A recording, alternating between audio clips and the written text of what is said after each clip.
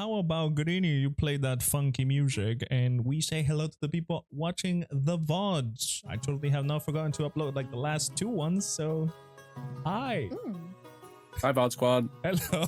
Hi, VOD Squad. Yes, sir. Yes, Hi. sir. We got DJ Greeners in the house over here, and she's also playing a character in our campaign. Lovely Fairy Chi. And now, how about somebody roll me a d4 to see what we did in the last session?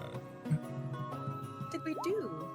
Ooh, okay, That's okay. not me. Ambrose, would you mind telling thank me goodness. what we did last session, please?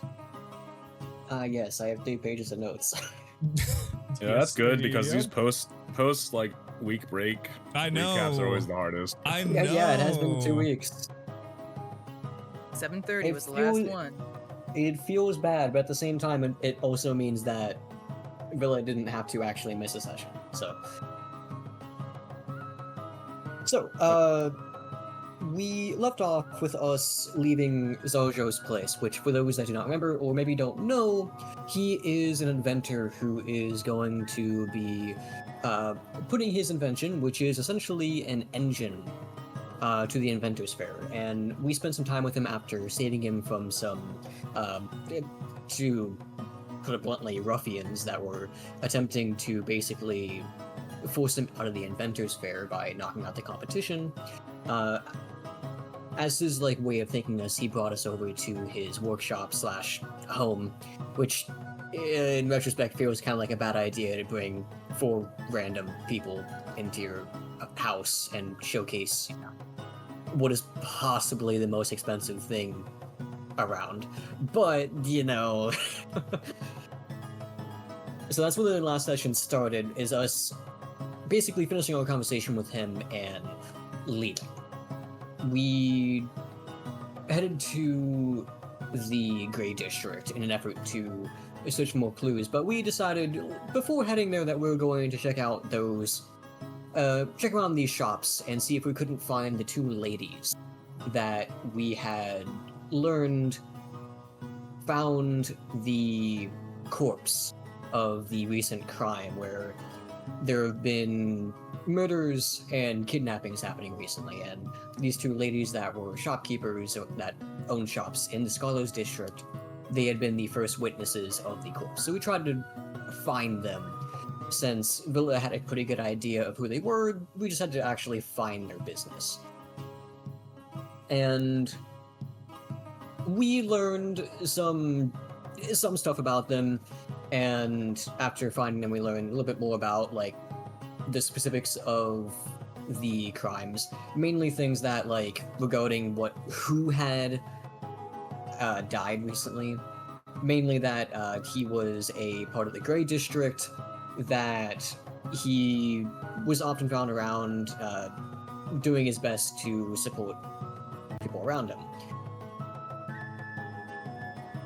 And if I recall correctly, he was also, I have to check a different part of my notes section because I wrote it elsewhere, that he was also part of the Inventor's Fair. Yes, so according to their accounts, that the victim was likely a tinkerer. He frequented several districts. He had family in the Grey District.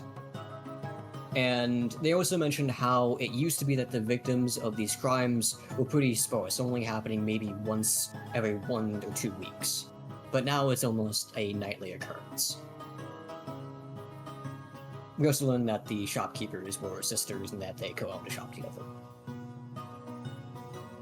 Following that, we began to head back to the Plain Dagger to learn a bit more about maybe if he knows any more about some of the crimes happening, where they might have originated from. We were pretty certain that they were mostly happening around the Grey District. We wanted to That's confirm. funny. Very nice. Very nice, very nice. Let me just call it the place that Ambrose is from, the Grey District. Very nice. Wow. Nothing wrong with that. Nothing they could wrong be with that, eh? referring We to love the more antiquated. We love it, Definition. we love it. But yeah, so we headed to the Plain Dagger to see if he had any more information. But on the way, we instead heard a man screaming. Someone, seeing as it was nighttime, it was likely that one of these murders or kidnappings were about to happen. And so we ran towards the noise, managing to find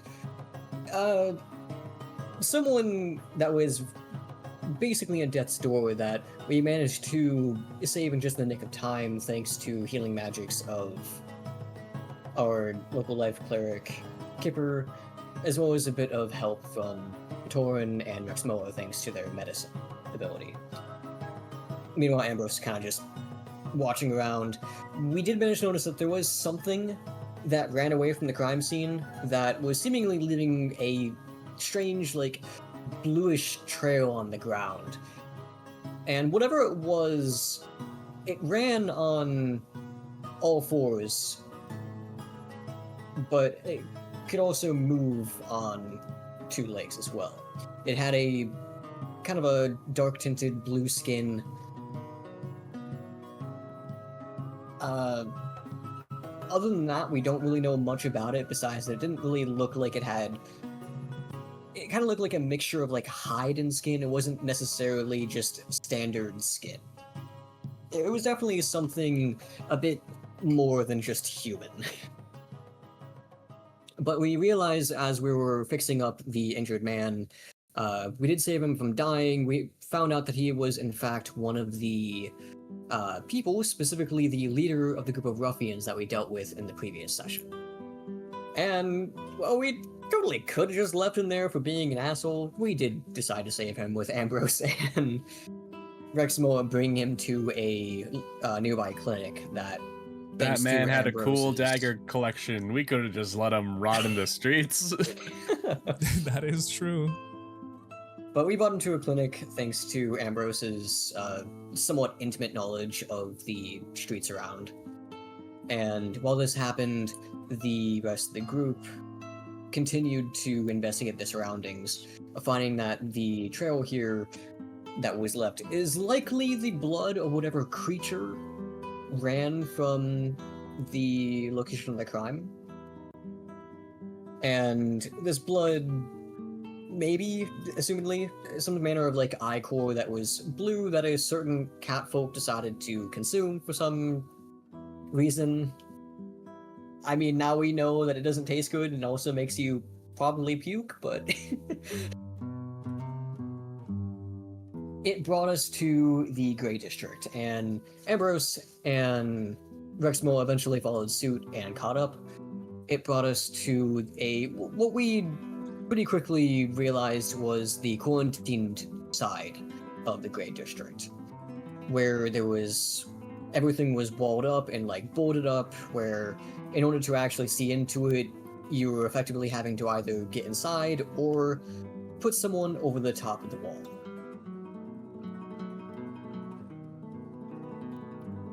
And with that, thanks to Ambrose pushing Kipper and holding him above his shoulders, we learned that whatever was on the other side, there was a lot of probably similar creatures, all looking at Kipper with white, almost supernatural eyes that seemed to glow in the dark.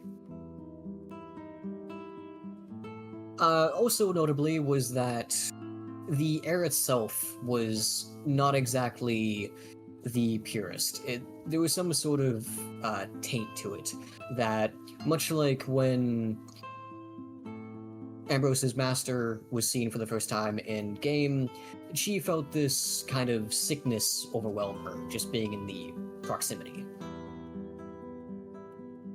However, that is not all. As we began to leave and consider what to do, we did contact Rin, who was that, I guess we would consider a tabaxi, right?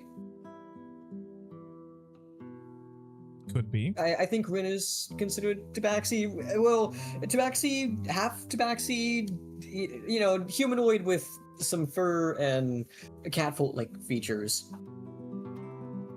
We contacted her through the one-way sending stone she gave us, and informed her of what we found in the Grey District's quarantine zone. And we decided that we probably should get some rest, as there's not much we can do right now without getting more information. On the way back, though, we began to hear footsteps walking towards us and into the Grey District, so we decided to hide away. And in doing so, we found that there were a couple of robed individuals, as well as some manner of automaton.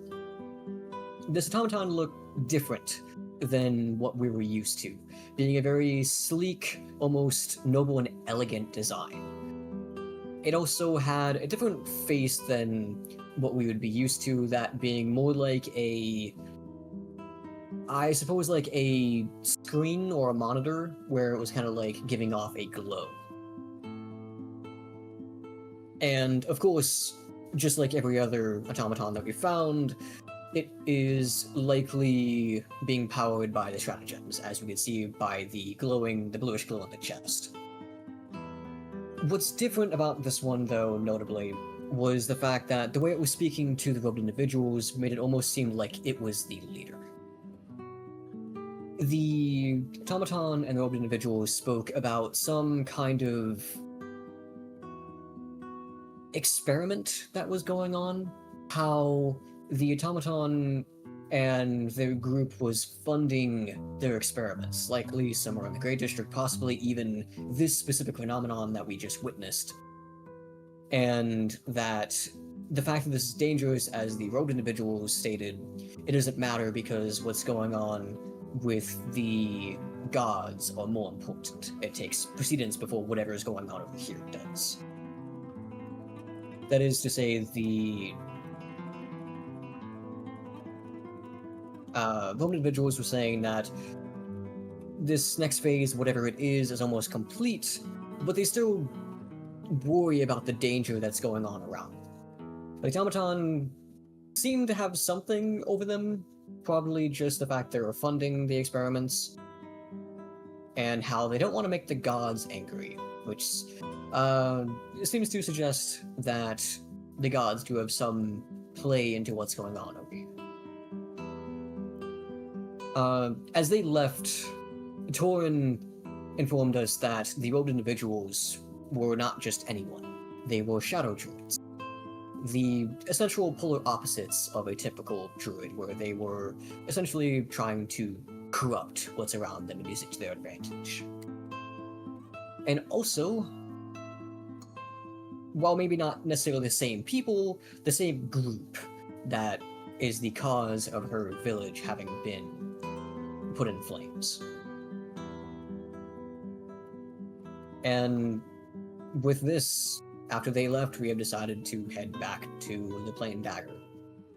And we rest part of the night away, as it is pretty late in the night, so we can't get a full rest without expending some daylight, so we decided to only take a short rest to wake up at normal time. And with this, we go on to 6 days remaining until the Inventor's Fair, and a new day.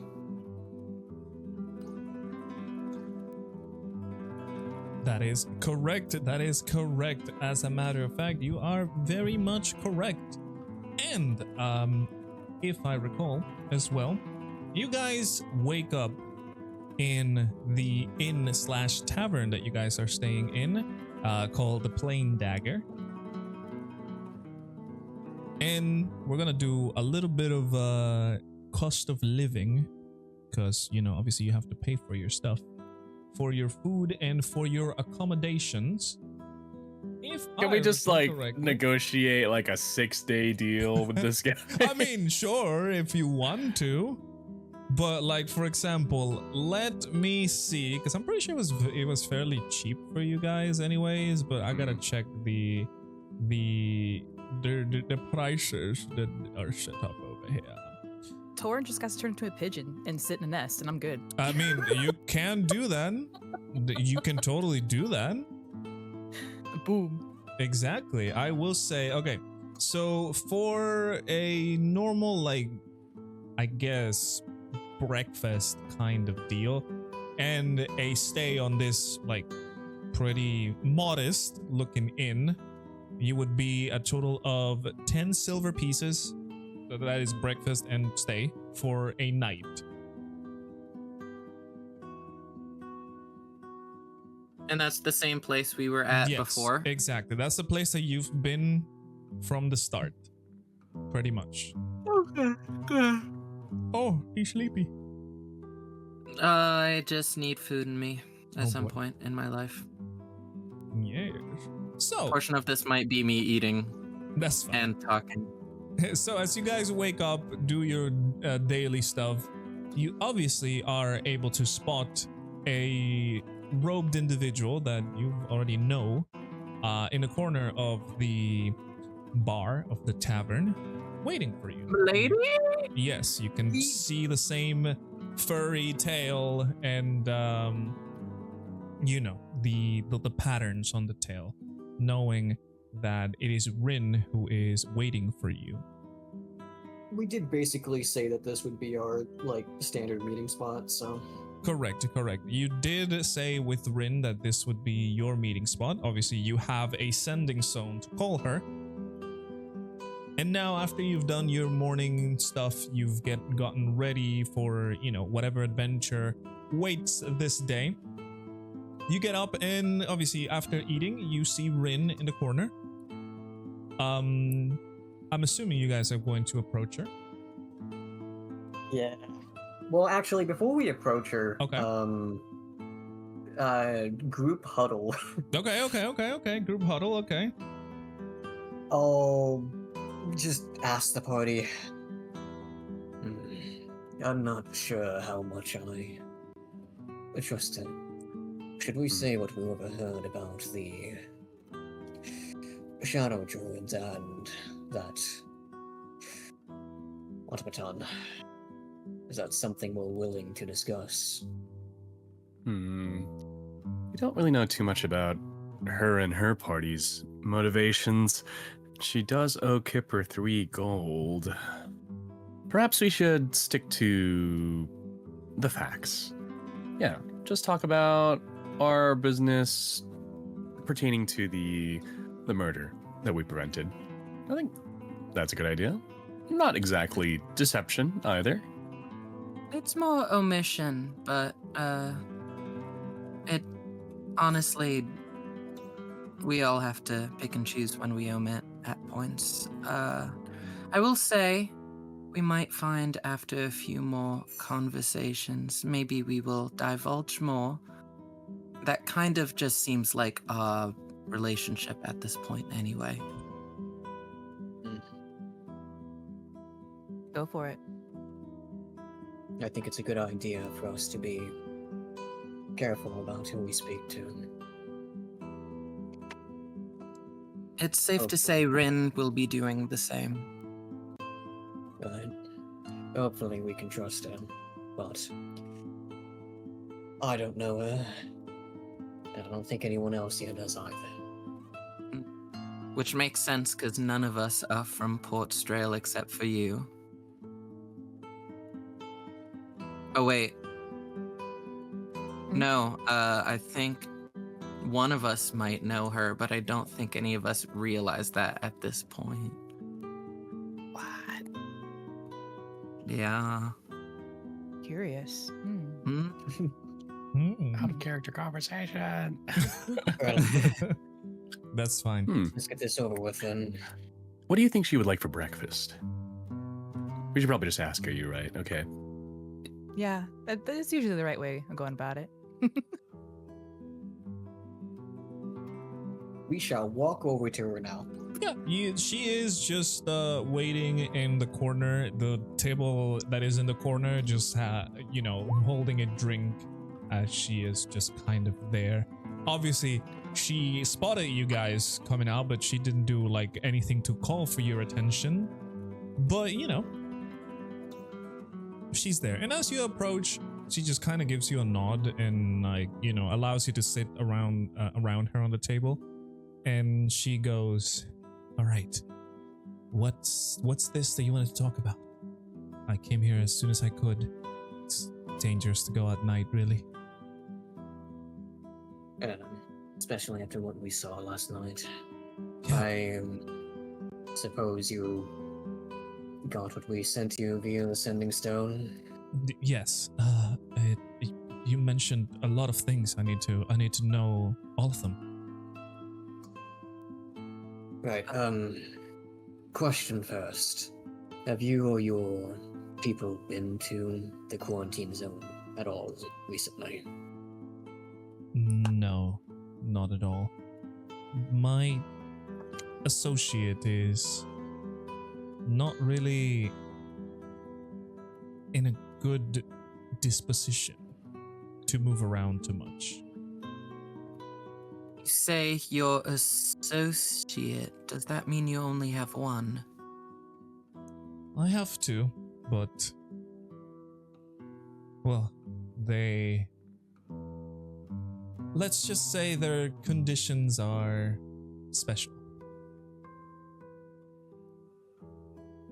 That positions, I assume. You could assume that. Hmm. But they're the kind of people that can't move freely. Understood. Well, as was mentioned previously, we did manage to, only for a second did we catch a glimpse of the creature, but there is a survivor of one of the attacks.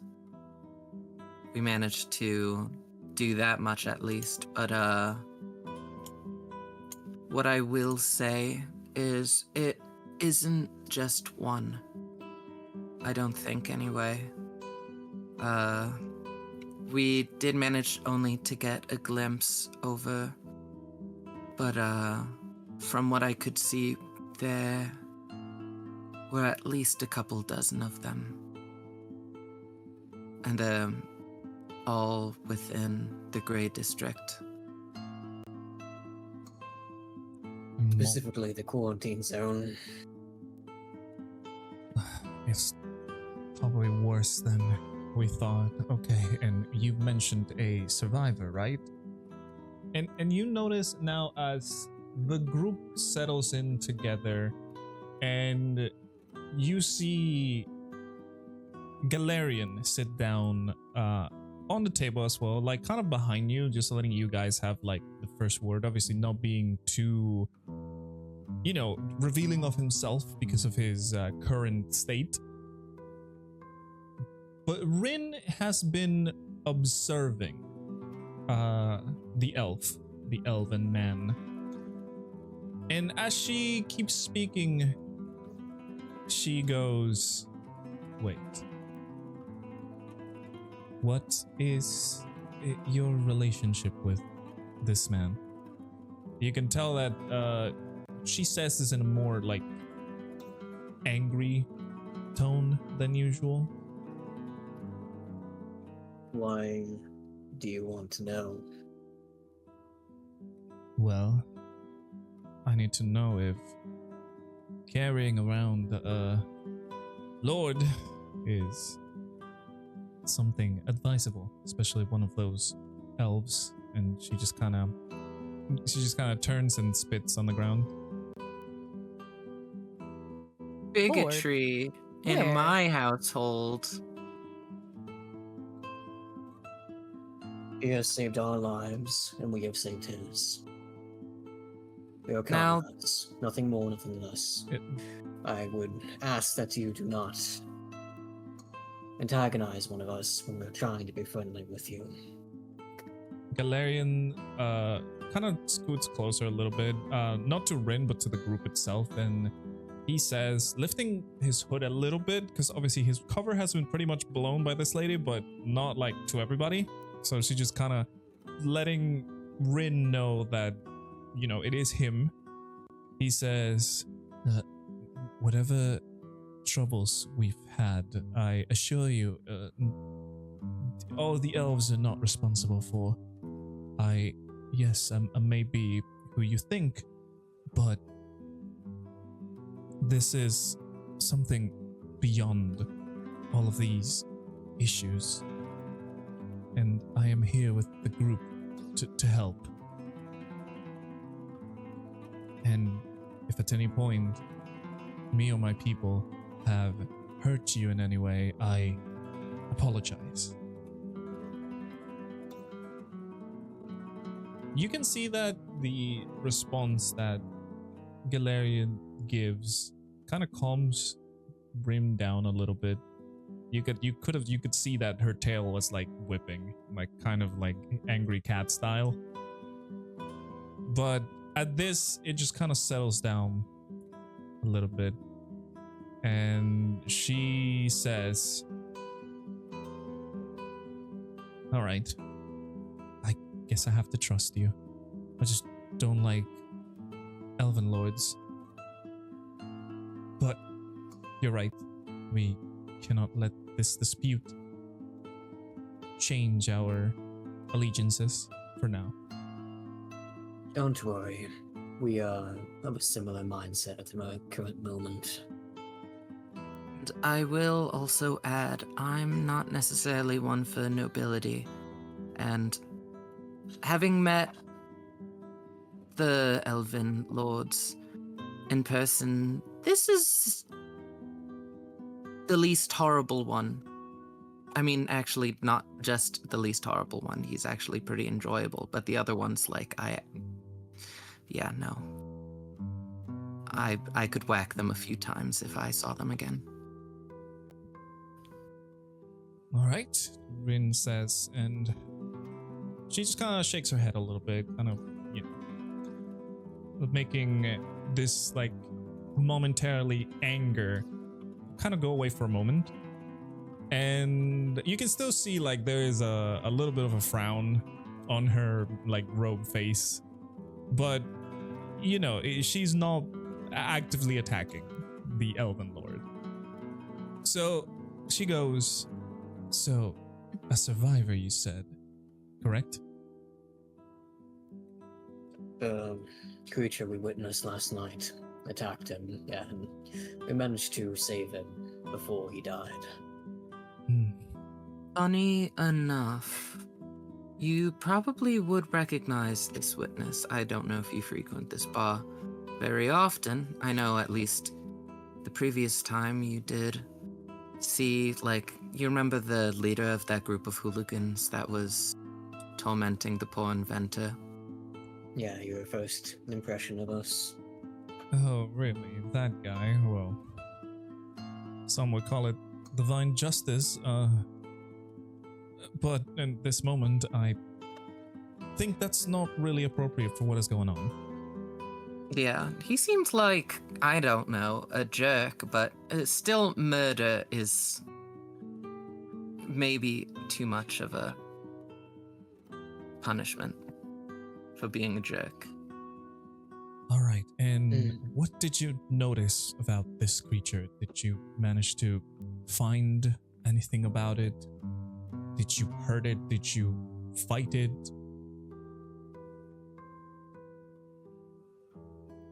It was more that we tracked it. We didn't see it for very long. To be honest, it was so incredibly quick, it was almost like a blur. We pretty much just tracked it all the way back to the quarantine zone. And at that point, I took a perch up. And that's when... At first, I just made eye contact with one, and then they just kept coming out of the woodworks, just scattered about the abandoned buildings and the alleyways.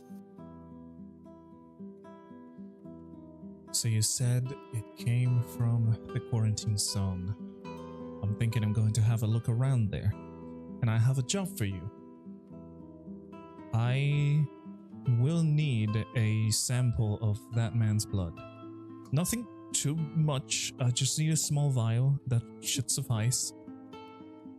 We just need to investigate and see if this creature is dangerous in any other way. It is in the quarantine zone for a reason, and we have to study whatever effects it may have. If you say this man came in contact with this creature, then yes, we need a sample. Was this area quarantined without, just it being made knowledge as to why it was being quarantined? Like, wouldn't that just become public knowledge? Well, we do know why it's being quarantined. What we don't know is the specifics. Do you understand? The things that those little saints are not telling us. Yeah, but usually when a place is quarantined, they usually say, oh, don't go into this area because there's a typhoid outbreak or something like that. But in this case, it's... And how many years has it been? Usually an outbreak is taken care of within a couple of months to a year. This has been a long period of time. 2 years, if I recall correctly. It's also been a very slowly developing issue. As I said, I don't really know the full story, and that is what we're trying to investigate, me and my associates. And, well, what we know is that there was some sort of plague in the Grey District that is affecting people in very different ways. Of course, this didn't start immediately. At first, there were small signs of something odd happening. Then, slowly, people started getting sick. At first, they thought, oh, it was just a simple virus. Just some herbs and medicine would do. But it turned out to be quite worse than that. As I said, the district is being quarantined for a reason, although I have the knowledge that in the morning, the district seems almost normal. But at night is when the bad things happen. And, well, you've all seen it already. That seems pretty consistent from what we've heard so far. I'm trying to, I don't know, just base the subtle clues together to see what kind of illness this might be. I'm figuring it might be past illness. It might be more along the line of a curse, but I guess at this point we just have to see. I don't necessarily know specifically of an illness that follows circadian rhythms or just generally the movement of the sun or the moon. Whatever it may be, it is of interest of me and my associates, and as I said, if the man has been in contact with one of these creatures and survived to tell the tale, we have to investigate the effect that it may have on normal humans. If we can even be considered humans, who knows if this disease is already spread through the air and everybody's, sick. Yeah. So we're trying to piece things together as well. I felt, I can agree to that. We can probably rule out lycanthropy or vampirism. Just considering what we did see didn't align with either of those, and they don't necessarily match up to the killings themselves. Well, I can say one thing. I used my power to try and feel what was around me back there. And Vithius told me that I couldn't tell exactly what it was, but I didn't really get the feeling of an undead or a fiend, but like the air on the other side was stagnant and malignant, I mean. That is think- what we're trying to investigate. As I said, in terms of field research, it's only me. My other associates are not available, especially not to move freely through town. So, That's understood, hmm, considering they're most likely set. What I will say is, I think our next course of actions, if my teammates agree with me, is that we should go to the quarantine district during the daytime. It's probably at least a good place. It's probably safer during the daytime if it seems that whatever this plague is becomes active during the night. Maybe there's some remainder of clues, and of course, the sample from the witness. she also nods to that. It did not feel like a curse either. But then again, the very air was putrid and made me ill. To all of this, Rin nods, and she says, well, you saved the victim. Why don't you take care of making sure he's okay and get me that sample? And I will take care of going into the district. After all, I am definitely the quieter one. And how about we reconvene here before sunset and see what we have learned? Maybe a little bit earlier than that. I don't want to risk being out for so long. Understood. Would you potentially be willing to join us on another nighttime escapade to see if we can witness the monster again? It depends on me and my associate. For now, I task you with that. And we'll see what happens after it. We have to investigate the sample, and who knows, depending on the results, we may have to have action. We might have to take actions at nighttime, as you said. But for now, Yeah. I would rather keep it to the daytime.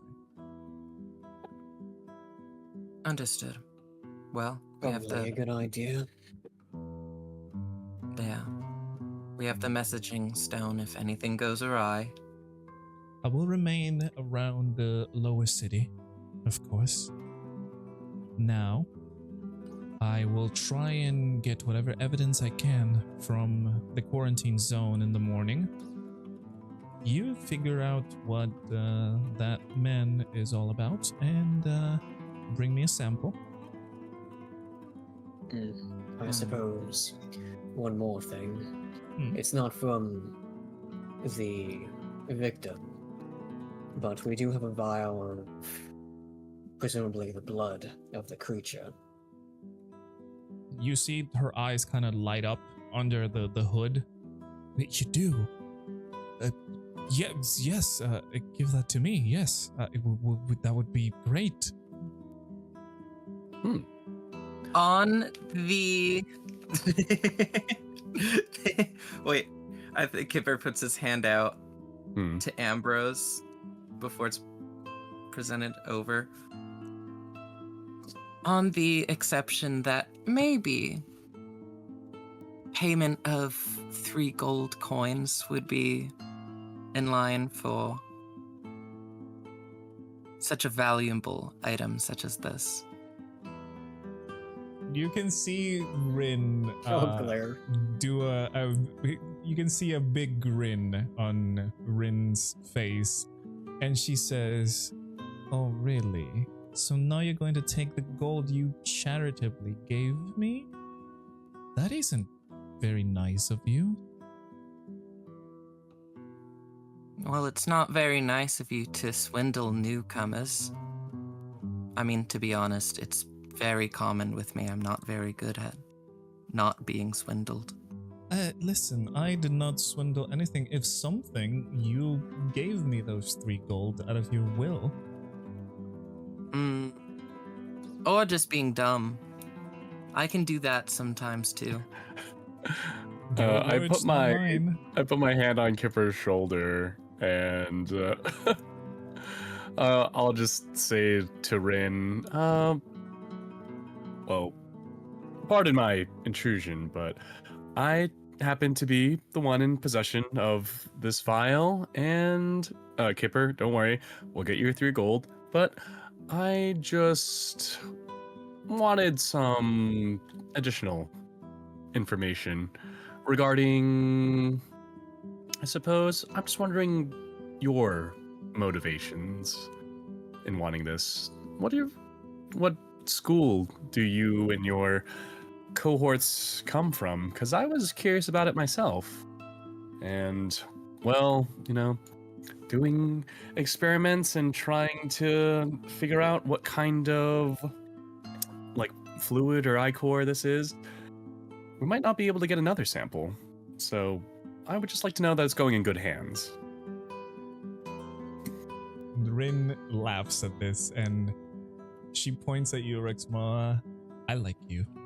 You know how to deal with things. It's true. It's true. Well, if you need to know, I cannot reveal too much about my associate. I can just tell you that they are of very high study. As for me, well, I am no different than you. An urchin girl.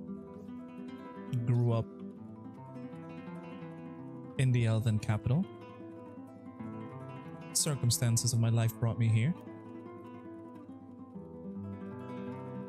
Found my associates. Found the injustice of this town.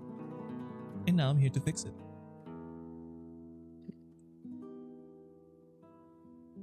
At the mention of her living in the Elven capital, Galarian just kind of gives her a little nod. Kind of understanding.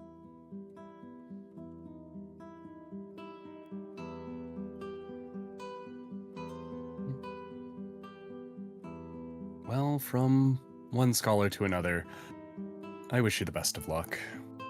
And I'll hand the vial over. Okay. And I'll just give Kipper 3 gold from my purse. Do you even have 3 gold?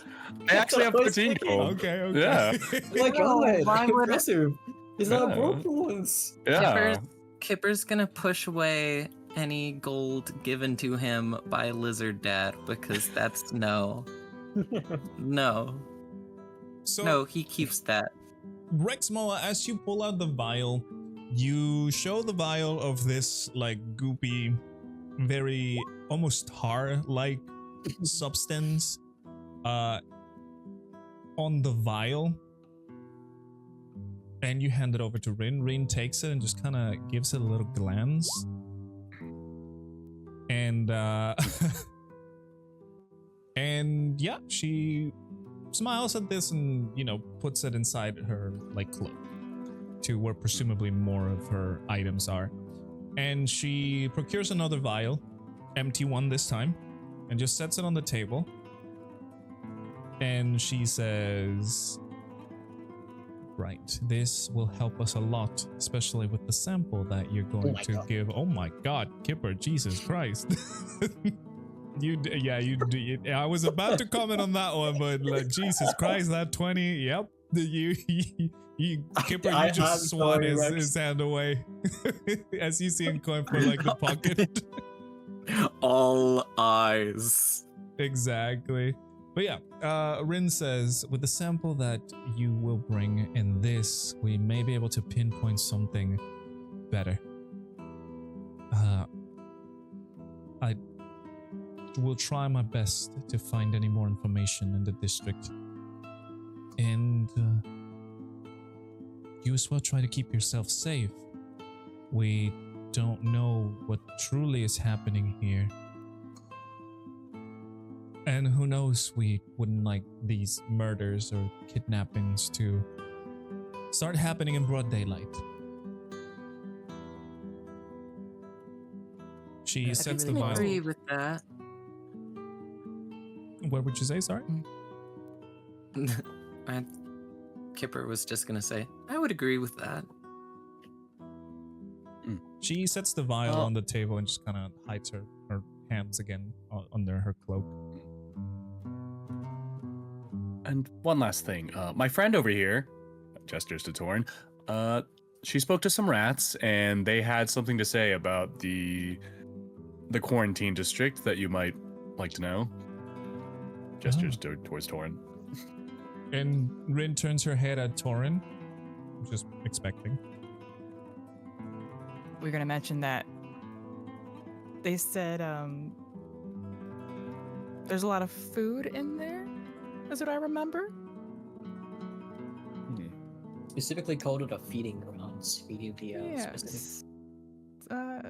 Like what exactly is being, I guess, dumped in there for them to feed so freely? And this is me talking out of character. Didn't they say something about like the darkness or something like that? Or was that not the rats? I don't know if that was part of what Okay. the rat said. I don't remember that well, to be honest. I think they did mention something about the dark, correct? Yeah, I think it was just like basically like be cautious of it. Because there's the fact that due to the way that the districts are located, the gray district gets the least amount of light. Oh, then that's just kind of like maybe don't be afraid of the dark. Possibly.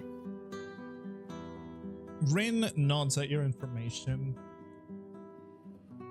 And she goes, oh, another druid. Interesting. That would be helpful. I would let my associates know about this. Now, if you'll excuse me, and she stands up. We'll meet here in evening. How about that? Right. See you then. Whatever you learn about that vial, we'd like to know when you return. Will do. And then she slowly leaves the tavern.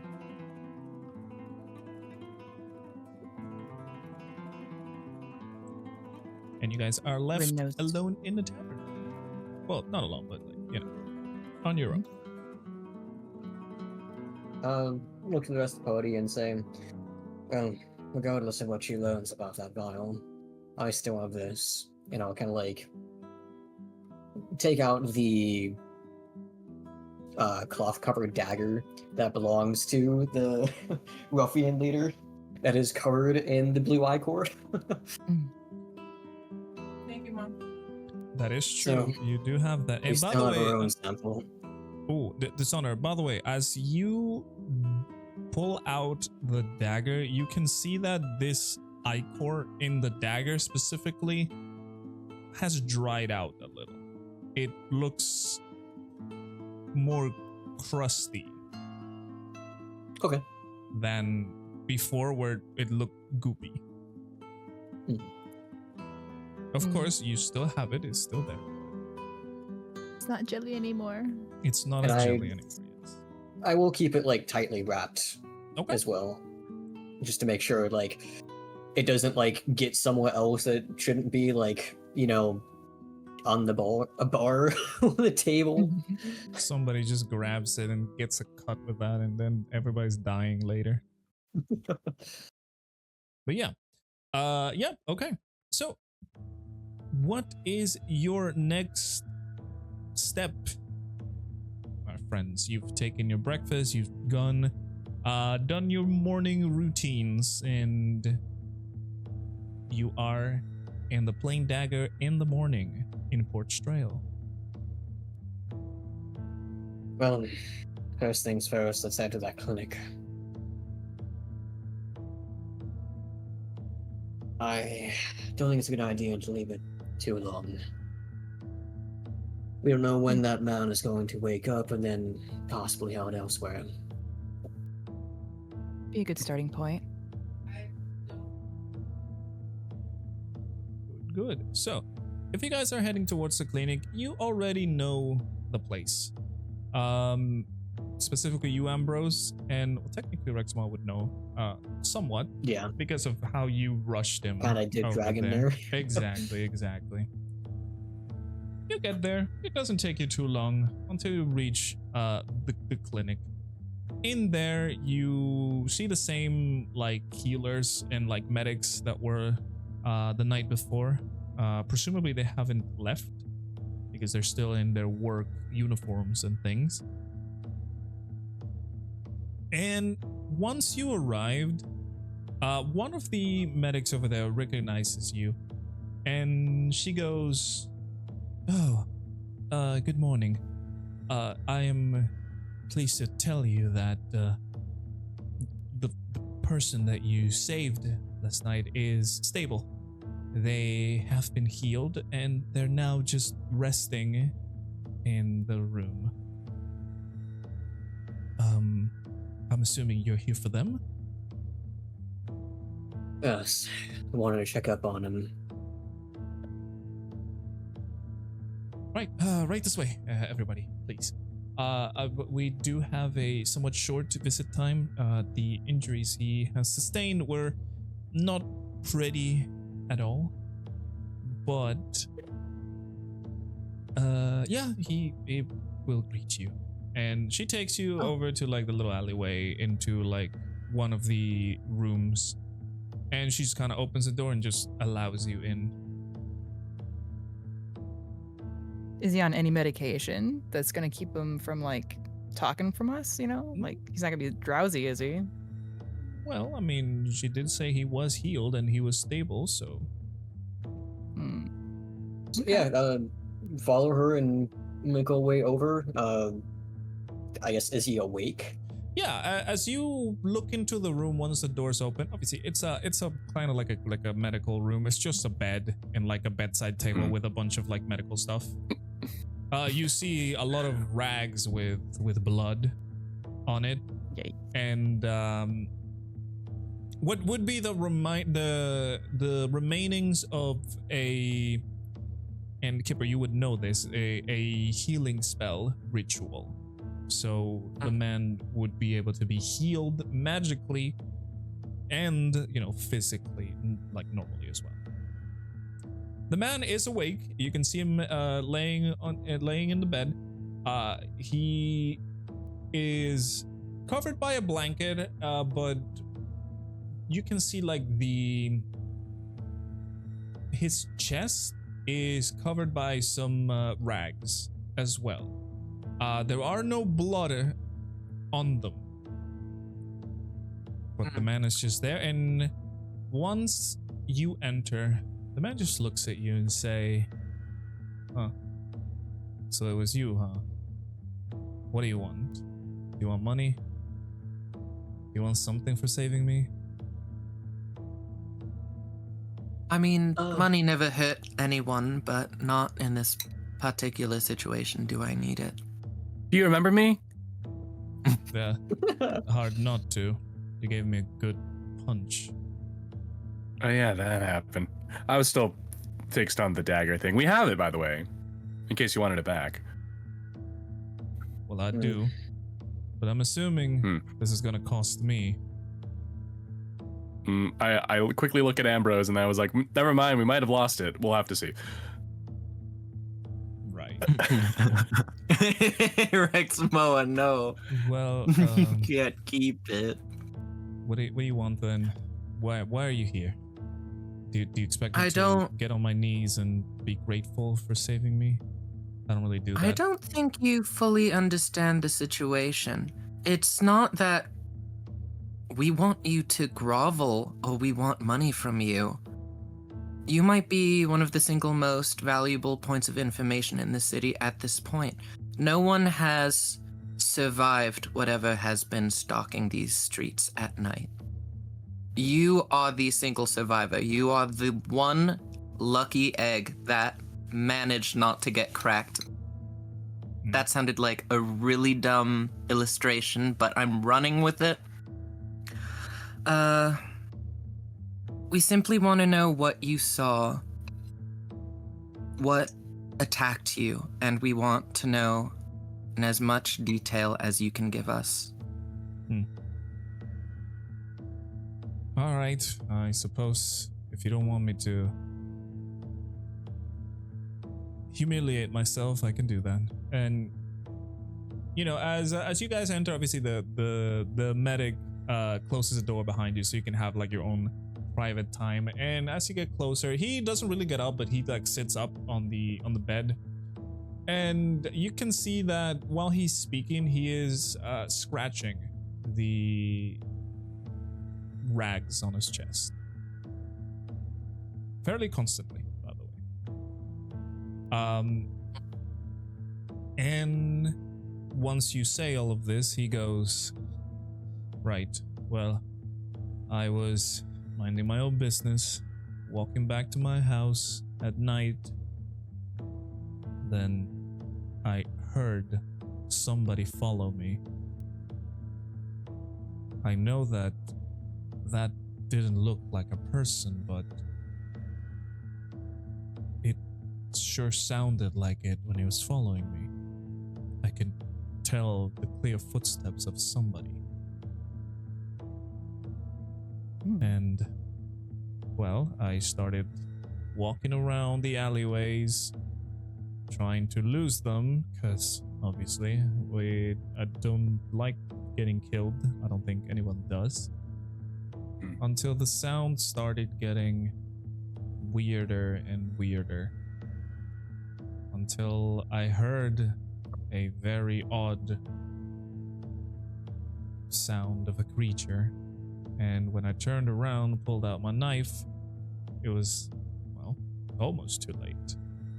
I did get a good stab on the thing, but yeah, it was bigger, stronger, and uglier than anything I've ever seen, not in a city. Did I get a good look? Kind of. It was the heat of the moment. All I can tell you is that it smelled horrible. And Like dirty feet? maybe like leftover trash. It didn't have a pleasant smell. And, well, the thing attacked me. I managed to stab it. And then I'm assuming you came by and, well, saved me. I don't remember much of the rest. I fell down. I was bleeding. Could have died. The one thing that I remember, though, is the teeth. It's not like any normal creature. It doesn't even look human, or I don't know. They were jagged, broken almost. It was kind of horrifying. I'm sorry, that's all I can't remember. And he just kind of like leans down a little bit as he is like kind of getting comfortable again on this bed. How did it injure you? Did it use claws? Did it bite you? Yeah, but both. As far as I could feel, that thing bit a chunk of me after tearing my flesh with its claws. You seem pretty calm considering what happened. Well, the medic right here gave me half a bottle of whiskey, so I'm a little bit numb, but I do remember what happened. Well, that's at least good. Oh, Kipper's gonna pull out his medicine kit. And don't worry, I'm still the same doctor that stabilized you last night, but we do need to take a blood sample just to make sure that you're not infected with whatever that thing had. We have a feeling it has something to do with the quarantine zone. Of course it does. Everything bad comes from that district, you know? Fine. And he just moves his arm at him. And he just moves his arm so you can, like, you know, take the take the sample. And as he moves his arm, Kipper, I want you to give me an investigation check, please. Okay. Since you're going to be close to him. Let's see. Investigate me this. I'm not super high in investigation. That's okay. Please don't be bad. Okay. Ah, dang nabbit. Okay. I see nothing. That's an arm, all Well, right. No. What you do see is that... Should I roll medicine separately for poking the vein? You know what? Let's do something. Roll me a medicine check, and whatever it will add to the investigation to see if you get a better result. How about that? Okay. You got this. Oh my You got god. this. Very good. Jesus Christ. Okay. So Kipper, you take the arm of the man and you know, I am a doctor. exactly. You take the arm of the man and just, you know, start getting the sample with a little needle and all of that. The man is just simply letting you do this. But as you are extracting some of the blood into the vial, you notice something odd. As you're looking at the man, you can see that underneath the rags, first of all, you know there's been healing done to him, healing magic done to him, and you see the bloody rags on the table, meaning this man has been cured. And under his rags, his new rags, there is no blood. And you recall how he has been scratching the area of his chest. And you kind of take a peek, and you notice underneath the rags, you can see a darkish blue, like, kind of like a bruise. But this one is more blue rather than dark purplish. And around the area of this quote unquote bruise, there are like rashes forming. And that is what the man is scratching. That you can see, like, he moves his like rags a little bit when he's scratching, and you can catch a glimpse of that. But other than that, I mean, once you take the blood sample, the blood looks normal. Nothing out of the ordinary, but you do manage to catch that. Can I potentially ask for a biopsy? See if he's willing for that? I mean, go ahead. Or would that not help in this situation? See what happens. Kipper MD. Exactly. I am a... Wait, what just happened? Nothing. My dog.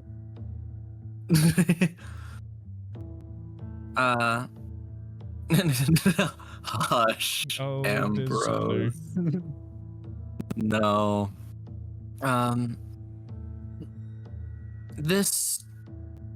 Was this there when you woke up? The bruising and the rash? As you mentioned this, he goes, oh, this, and he just kind of pulls the rags down a little bit, and you can, now everybody can see it. As I said, it is a very much sickly kind of blue, like, spot on his chest, and all of you know that it is the area where he got attacked. And around it, there is the red of, rashes starting to form. And there's even some, like, almost like marks, kind of like pimples, kind of like, Like hives. Yeah, and stuff? yeah, exactly. Like hives of this same bluish color around it. Gotcha. He goes, yeah, the damn thing was here even after the healing. I'm going to try two things. First off, I would like to get an epidermal biopsy of this area, and then after that, I have a spell I would like to try. All right. So as the man listens to this and he goes, what? You're gonna just cut me up? I'm not gonna. I let you do mean- that. Not like a giant amount. Let's see, what can I compare it to size-wise? He's just taking a small amount of skin. That's it. A prick in It's the barely finger. going to hurt. Why don't you give me a I persuasion? mean, if you're okay with... Oh, I was just gonna use regular scare tactics. I mean, hey, if you want to, You go just ahead. Go got ahead. your- Yeah, go ahead. Go ahead. If you want to. You just got your Well- stomach bit. You'll be fine. Well, I would like to say, if you're okay with whatever turned that thing, which most likely used to be human, into that thing, it's most likely going to continually progress. After that happens, you'll lose your friends, you'll lose your house, you'll be sent to the quarantine district, where you will lose all signs of humanity, slowly, and live as a homeless person during the day. So, I'm really not on anyone's side other than yours right now. All right then, Mr. Kipper. I want you to roll me either persuasion or intimidation, but with advantage this time. Okay.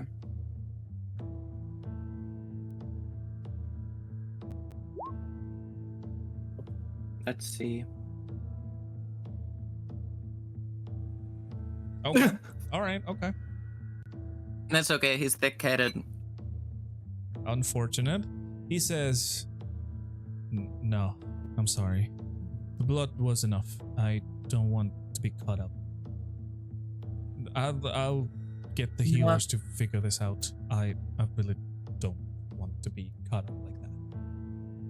That's The that's heroes understood. know it's. Oh, sorry. Oh, no, you're fine. Chi, if you want to silvery barbs, you know what? I will allow it just for you to see and try. Oh, I was gonna... Okay. Yeah. So, Kipper, you have to re-roll. Oh, I have to re-roll? But you do keep the next result. And do they roll with advantage just again? once. Yeah, so you... I'm fairly certain it's just once. All right, so yeah, you roll me a persuasion again, and you keep the result. Whatever happens on this roll happens. Chi, make sure to take down that silvery barbs. Okay. Okay. That is an improvement. So... That is more than double the first one. It's true. Yeah. So to that, he kind of starts thinking about it, and he goes, "Ah, screw it. I know I don't have much to live, really. I only want to be able to win this Inventors Fair so I can improve whatever life I have here." He undoes the wrappings of the rags that he has and just kind of shows his chest, and you can see that the injury, the spot, goes all the way from his stomach to almost his sternum, his chest. And you can tell that it is exactly where he got attacked because you saw the injury that night.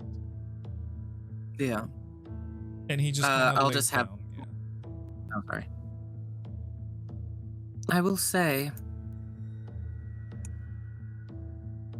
I mean, it's good to have the goal to make your life better through the Inventors Fair, but at least right now, just focusing on this so that you at least still have a life. Something that makes you feel like living versus just surviving in a subhuman state. And I mean, it really, your life isn't, I mean, I obviously don't know your life, but it's easier if you find people to live it with.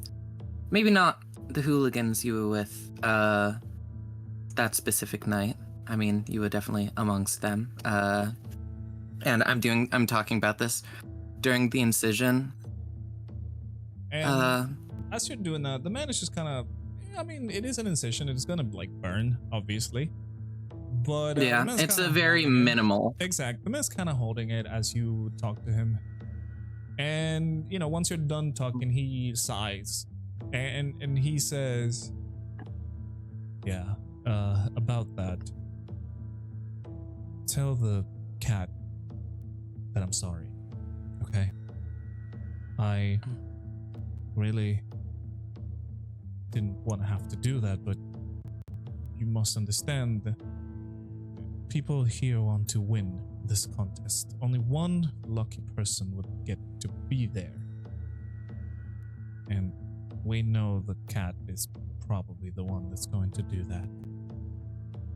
So it's only normal that people want him out of the way. I'll tell you what. And this is going to be the one favor I do ask of you. Tell him yourself.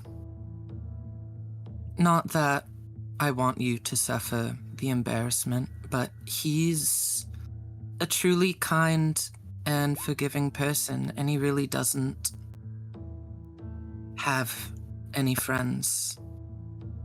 I might be a rocky start, but I feel like just a genuine apology, and I think you would find he would be a very valuable friend to you.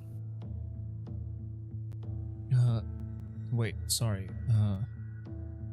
Not any friend? He says, a little bit curious at your words. Yeah, sure. Not any friend? The guy is a loner, but I knew she had a girl. Is he not with her anymore or something?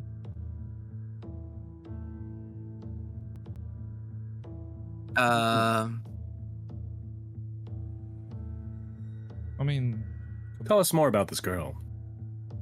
she was, Were they cute together? I guess. Well, since the cat was the talk of the town, obviously people knew who he was with. Fairly calm girl.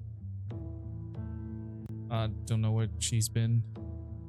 I fear that it could have been one of the murders that happened. Who knows? I don't really keep track of everybody. But I know that the cat had somebody. So I don't know.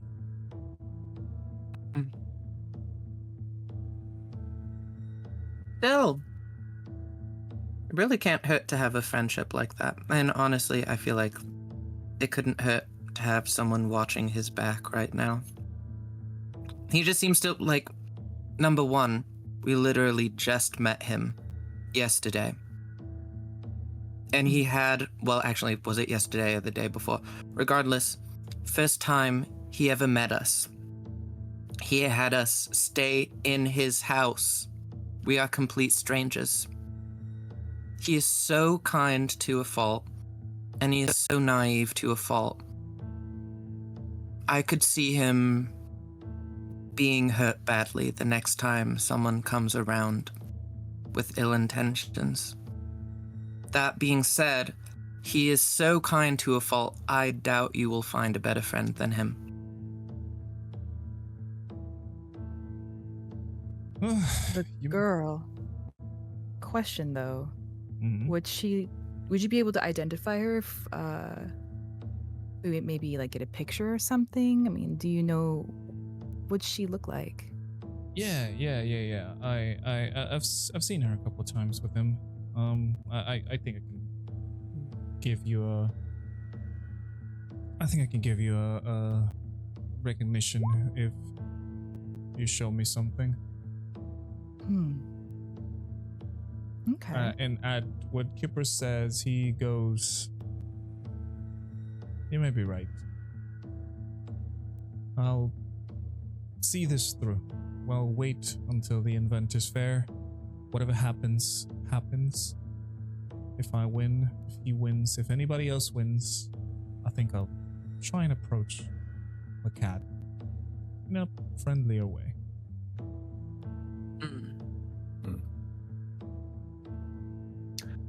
I would like to know something. You're participating in this Inventors Fair, correct? Are you the inventor? yourself, or are you sponsoring someone? I'm not the inventor myself, but my family is. I have a cousin that likes all of these things. Me personally, I've never been really too into technology, but I do his errands and help him building his machines and stuff. And, well, he says that whenever he wins, he wants to give me that prize. So, who am I to say no to a better life?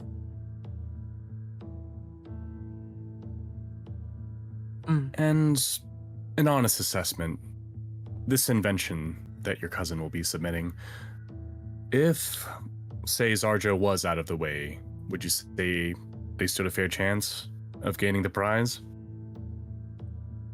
The way this works is really interesting. Look, you didn't hear this from me, but the Inventors Fair is almost predetermined who's going to win, really.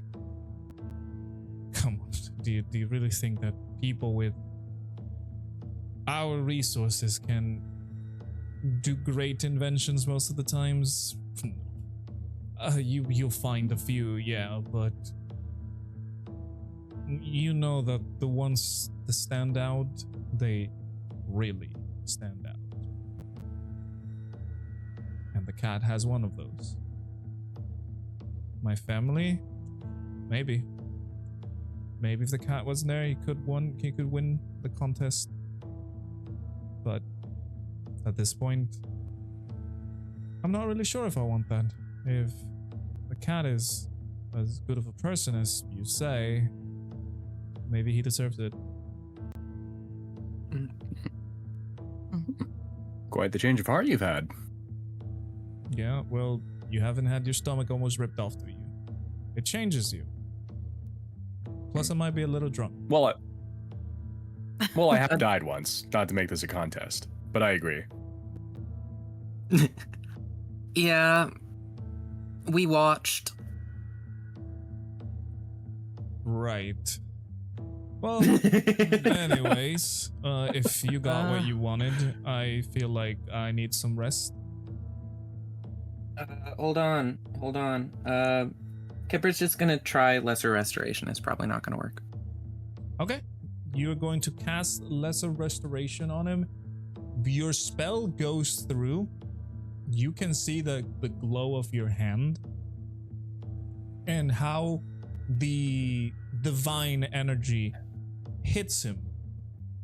Did I mention to him first that I was doing it instead of just going surprise him. Yeah, laser sure. blast? You can tell him that you're gonna try something and and Yeah. you can see the energy reach him and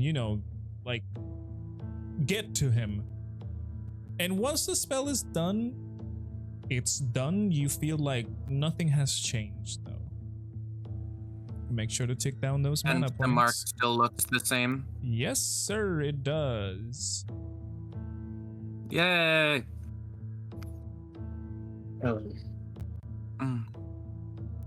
Glad you're not dead. We put a lot of effort into saving you, so it'd be a shame if you just up and died. I appreciate it. Make sure the workers here keep an eye on you. Just because the injury is gone doesn't necessarily mean that you're good to go. Things like this tend to pop back up. I'll be sure to keep the medics updated if I feel something else. Now go before I tell them that you cut a piece of me and you're trying to study my flesh. They would definitely not like that. And he covers himself back up with the rags as, covers the small, tiny incision that you did and stuff. Well, before we go, could we have your name? Oh yeah. I didn't introduce myself at all. My name's Boris. Ambrose. My name's Rexmoa, and then I hold out my hand to shake his hand. And he just shakes your hand. It's easy. He feels a little bit weaker, but that might be because obviously all the medicine and stuff. It's not as strong as you've met him. It was a total different scenario. But yeah. Nice second meeting. I'm Kipper. I'll be checking in again just to see your progress. Thank you. And Kipper, tell me, how are you saving this like little graft of skin? How are you like keeping it? So Yeah, how are you like storing it? Empty bottle. Empty bottle? Okay. You're just gonna Just plop like it in. still pull have it up one. like a piece of paper. Yeah, and just like kind of put like it in the fold it bottle. like a piece of paper, just drop it in there. All right, that's fine. And once you guys finish your talk, obviously you head out. The medic just gonna give you a bow and tells you how it's grateful that you found the guy before he died and blah blah blah. It's a very noble action. All of those things. And then she tells you that you can come visit tomorrow maybe when he's feeling a lot better, because the man is said to be released from the clinical area the next day after they are sure that nothing too bad is happening. And then she just kind of escorts you to the door to exit the place as visit hours are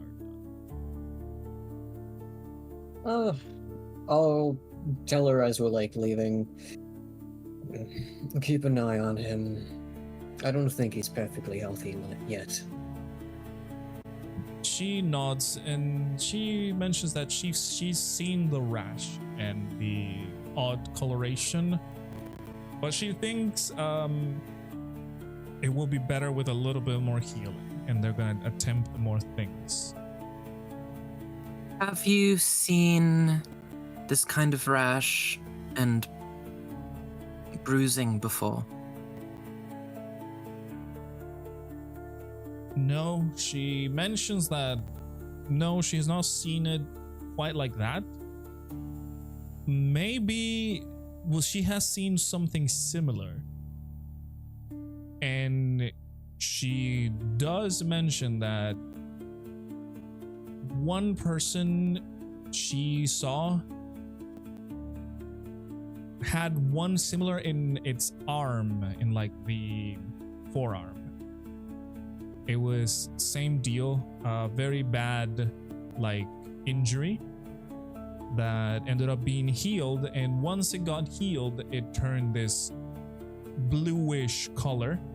The rash started happening, and then apparently she mentions that the person must have been cured because they never came back. I don't know how that works. Because like I said, they checked them until they were fine, and they just went out their own way.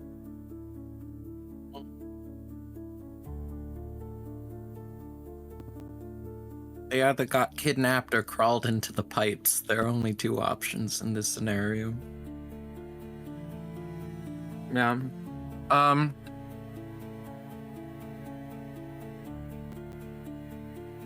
I'll keep that in mind. Well, I'll be back in later on. Just, salves and ointments, the whole lot. Stay safe. She nods and just kind of, say goodbye to everybody as you guys exit to town again. At this point, it is mid-morning, kind of like 10-ish in the morning. And you guys are outside in the town of the lower district of, not the lower district, the lower city of the Porch Trail. what are you guys thinking about doing now? If you recall correctly, you are situated in the main district, which is the center of the lower city. You have the Scholars District to the east and the Gray District to the west.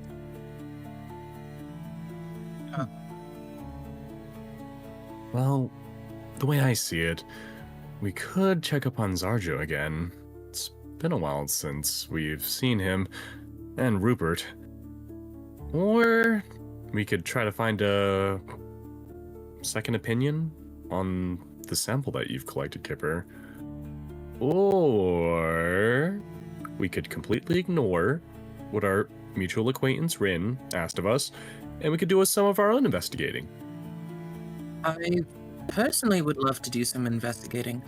At the same time, I suspect if we're going to do some investigating, I might need a few more empty vials. I have a feeling there's going to be a lot of tissues and fluids in this city.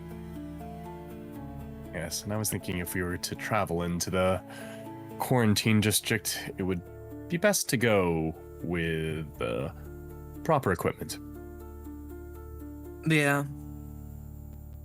I think it might be a good idea to fashion some sort of mask, just in case it is a pathogen. Although if it is a pathogen, it has to be something quite ancient.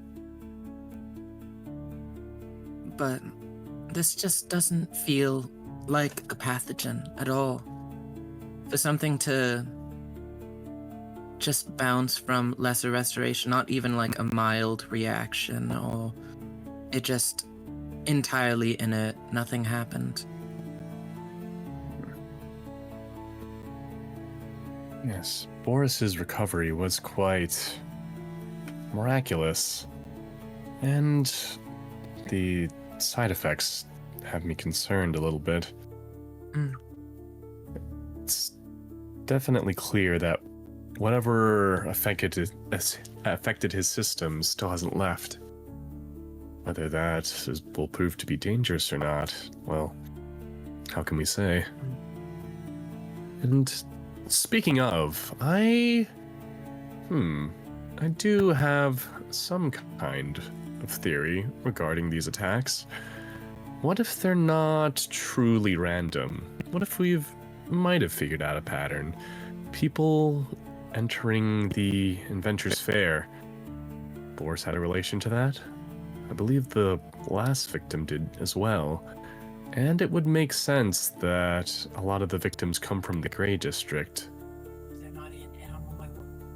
Those are mostly the ones competing after all.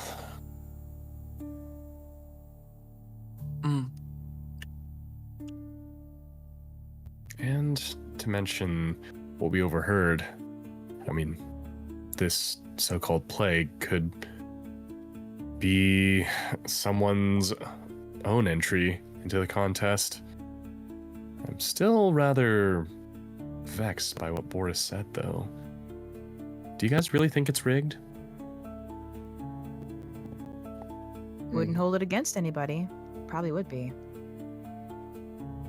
I mean, where'd Zarjo get all that stuff? You know? What was that, Ambrose? I fully believe it is. The people around here, we don't have the resources to make anything. We barely have enough to scrounge to live on. It's only one of the Scholars District that has anything worthwhile. The foundation of Port Strail's economic boom. The knowledge of the people. Being cultivated to be used by the nobles. Fishy stuff. Just saying. With the... I guess my confusion... No, go ahead. I guess my confusion lies within... Is it just like we've seen before with Boris? Just inventors going after other inventors? Or is this A higher up power. Rin never mentioned it, but she does work for a scholar who's obviously knowledged, at the very least in the medical field. They could easily be a contestant as well. We've gotten ourselves wrapped into quite the conundrum. I don't think that the quarantine has to do with the people specifically most. I think it's directly a result of the Saints. That is, I don't think it's an inventor trying to cut out the competition. There's too many strange things going on for it to be that. Especially with what we overheard last night.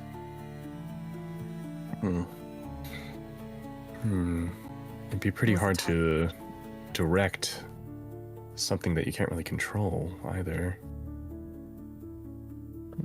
What was that, Taurin? Oh, I was just gonna mention, and with all the talk of war, you know, between the elves and the dwarves, you don't think they might be trying to build something here, you know? Like some kind of defense? You never know. So, do you all remember, soon after we met, back when we were helping the merfolk and the Kipper's home reconvene and mediate? When we... Well, after we fought that champion of the waters, we saw something. Some kind of prophetic vision. Whatever you want to call it. Things like a mountain moving and splitting. Raging fires, volcano erupting. Water rising, tsunamis. One of those things was different. It was technology, moving, shifting. Based on what we've seen so far, what we've heard so far, I figure Zarjo's creation might be that thing. And if he wins the Inventor's Fair, it only confirms it.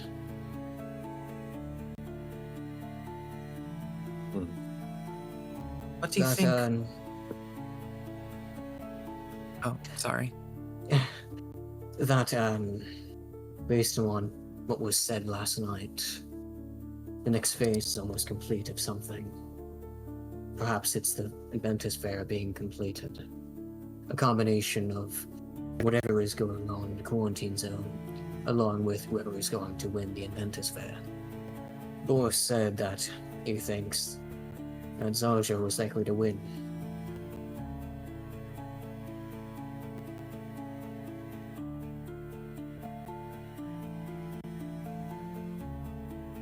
But why Zarjo? Besides his invention, what else do they have to gain, you know? Well, he's a bright-eyed young man with determination that can easily be exploited by those in power. I mean, I didn't want to mention it at the time, but inventions like Zarjo's, they're not just capable of improving crop yields. They could also, well, build things like some kind of siege engine. Or imagine imagine being able to transport troops without the need of horses or boats. If we're People looking of Port Strail. Sorry. The people of Port Strail, they don't have magic like you all do. They have something else to compensate for it, it seems. These automatons, this new technology, the stratagems. Just like the dwarves are prepping for their own war, it seems like Port Strail is as well, except more subtle. Metal Gear. More thoughtful. Especially when even the best in terms of scrying can't even see it.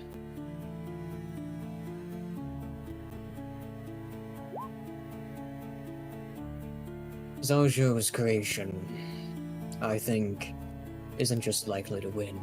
I think it's guaranteed to. They want him to It's win. So, It's exactly what the Saints would want. So many things of theirs are powered for warfare, even if not immediately obvious. we I should am ask not- Sarjo where he's getting his supply, because he was kind of vague on that earlier, if you remember. He was kind of secretive, if you remember. I don't know. I don't know if I'm entirely concerned with how it will be used. Just considering. I mean, of course, it would be a bad thing. I feel my immediate concern is what will happen to Sarjo if, he's taken. I'm not entirely convinced. I'm not entirely convinced that he's going to go to whatever special place they have deigned. I have a feeling that everybody just goes to the tower. If that's where the creation stuff coming from. She speaks So up. I've never seen someone that goes up there come back down. Yeah. She says, well, to be fair, we have only met him once. And I am sure he would wish to keep his sources quiet, considering the competition. That is fair.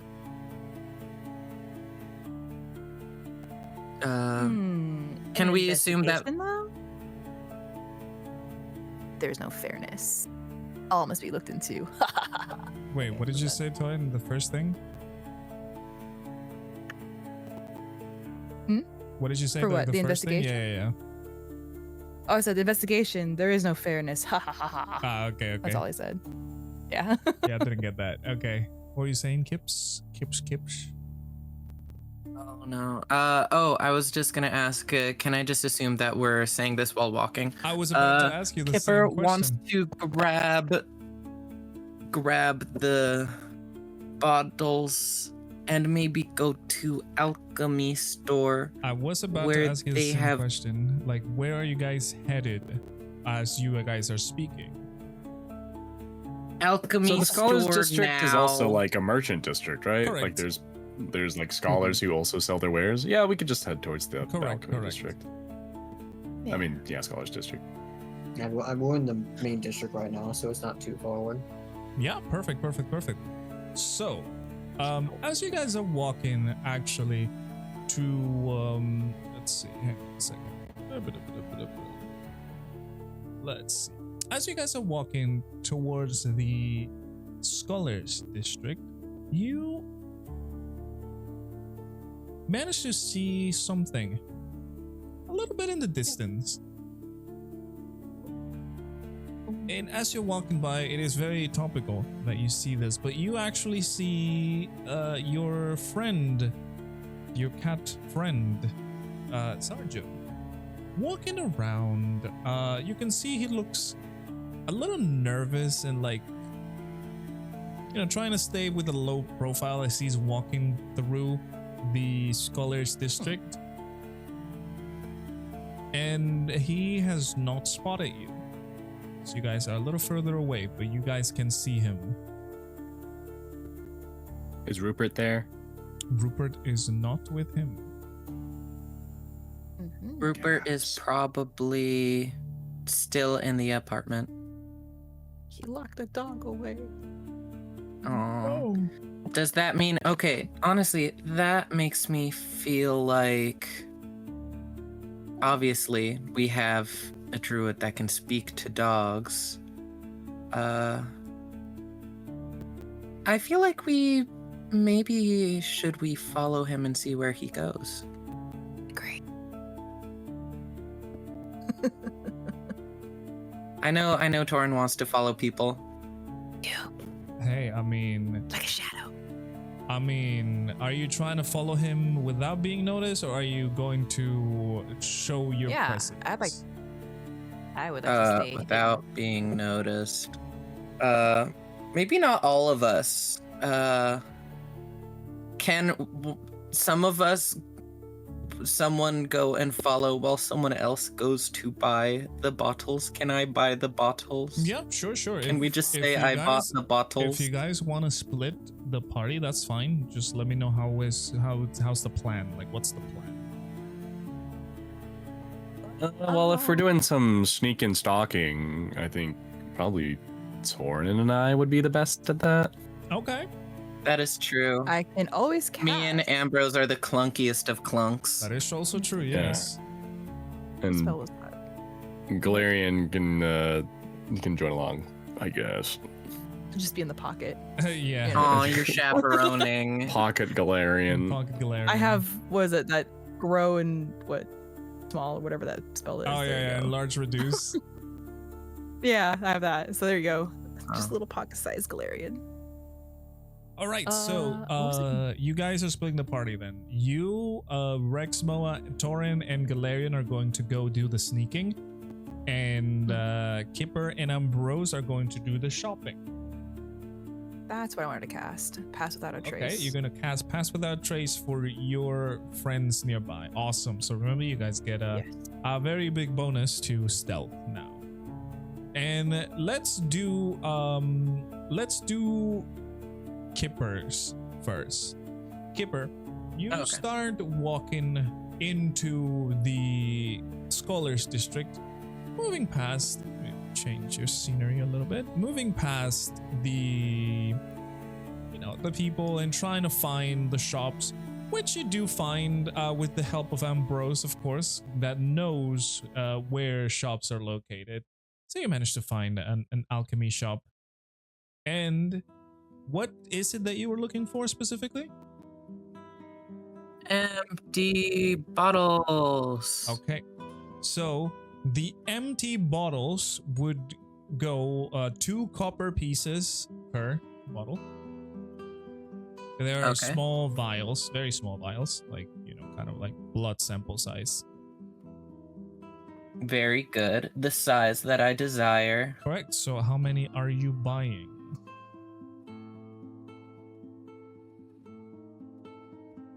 I'm just messing. Oh no, it's the number I was gonna say. What? 5 is actually a very reasonable amount. Yeah, okay. Wait, 2 copper pieces? That's actually super cheap. Correct.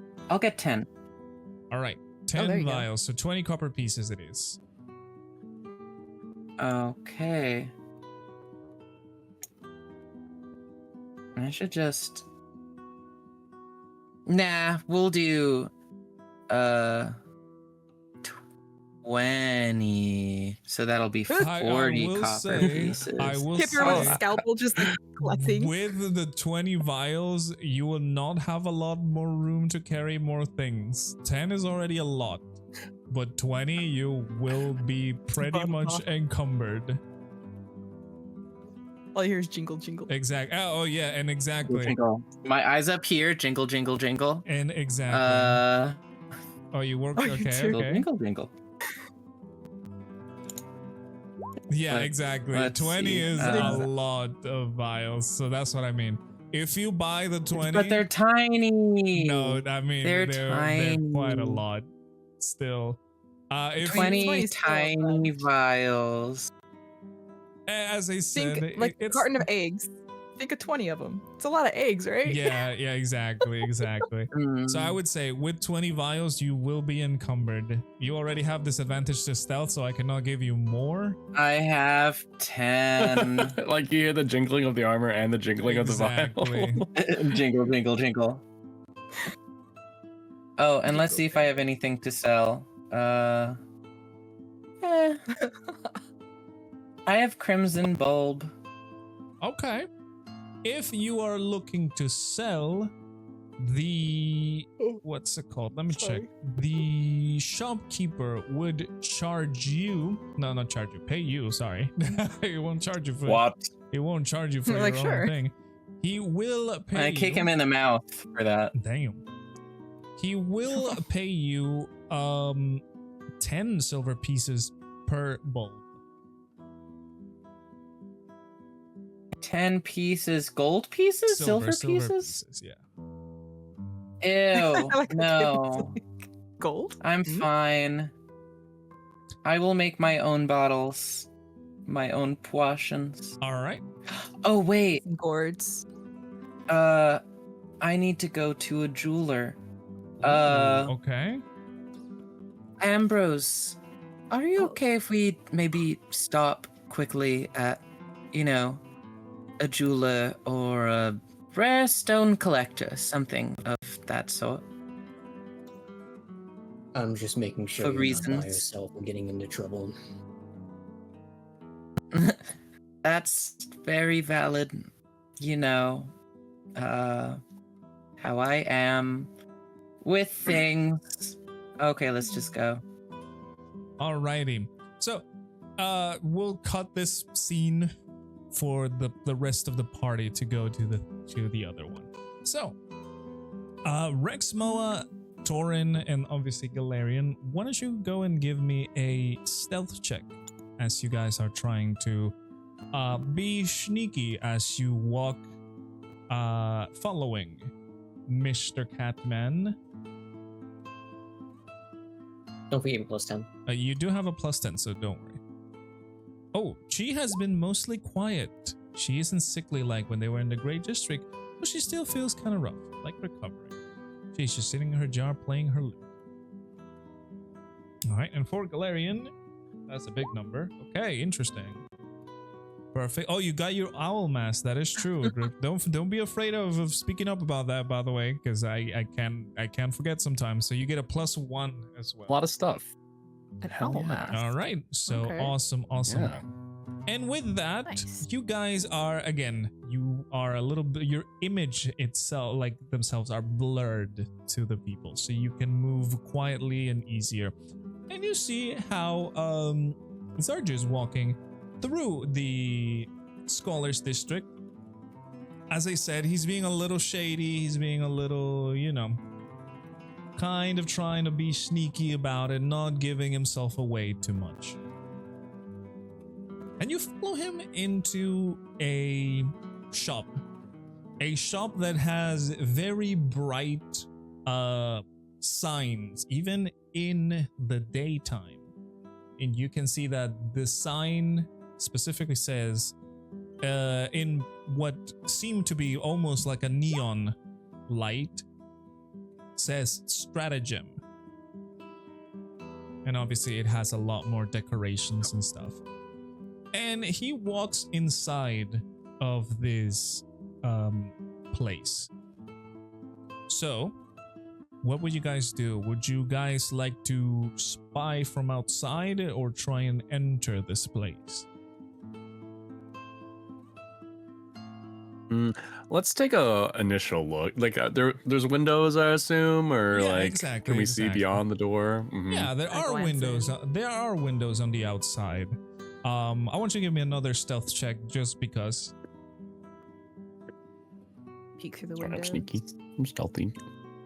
Sneaky. Oh, well, my Yeah. lord. Okay. Jesus Christ. Okay.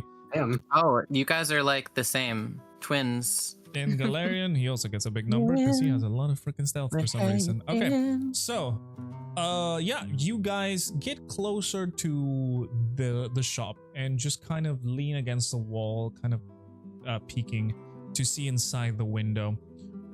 You see that Sarge just kind of waits for a little bit. There were a couple of other customers in there, and then they just kind of go out. And once they're all out and the shop is pretty much empty, besides obviously the clerk and himself. The clerk is a little bit of a bigger man.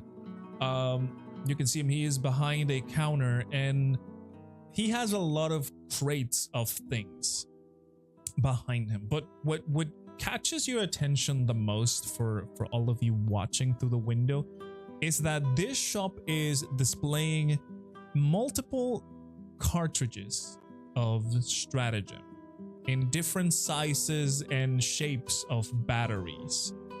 The ones in display are completely empty. You don't see the blue glow of like energy that they usually have. But on the inside, you can see that some of the crates are open and that characteristic blue glow is coming from that. And as you guys start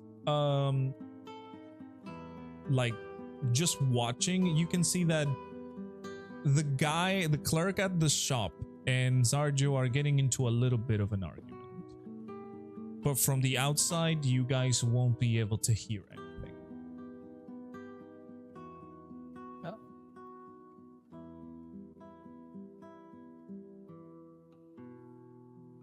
What should we do? What should you do is the question. Well, I think we should probably sneak in there and see if we can eavesdrop on any conversation. Well, it looks like this place clearly sells stratagems of all kinds. And, well, I'll just tell you in advance, Taurin, if we happen to see a spare stratagem or two laying around, perhaps it'd be prudent to take it ourselves for research purposes. Oh, I like the idea. Yes, got it. I'll keep my eye out. All right. So what is it that you guys are doing? I guess. Can we like yeah, can we? Well, I guess we'll try the. Well, okay. So when they walked in, did we notice like is there some kind of like bell or something that goes off when the door opens? I will say no, but you can see that the shop has a few shelves, and again, as you see, they're being displayed the different kind of sizes and shapes of stratagem cartridges. There is no bell or nothing, but you know, there are some shelves. Okay. My idea is, can you like describe? Like, is it a big shop? Like, is there room for like 3 people plus the shopkeep and Zarjo? Yeah, 100%. There is definitely room for 3 people and the 2 that are over there. As I said, it's not really. Oh, how can I put this?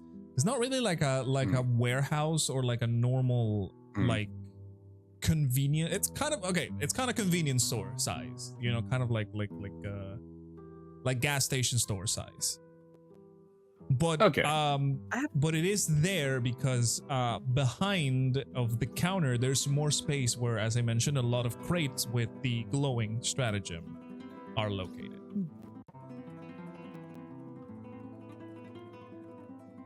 Yeah, I'll like try to push open the door with my quarterstaff and like do it like a little slowly as to not arouse suspicion, and see if we could just sneak in there. Maybe they'll think it's just like a little stiff breeze. Oh, actually no, I have an even better idea. Okay. Yeah, I just remembered magic, even though it's not magic. So I have what is it called? Let me see. Hold on, I have a lot of things. I got elemental attunement.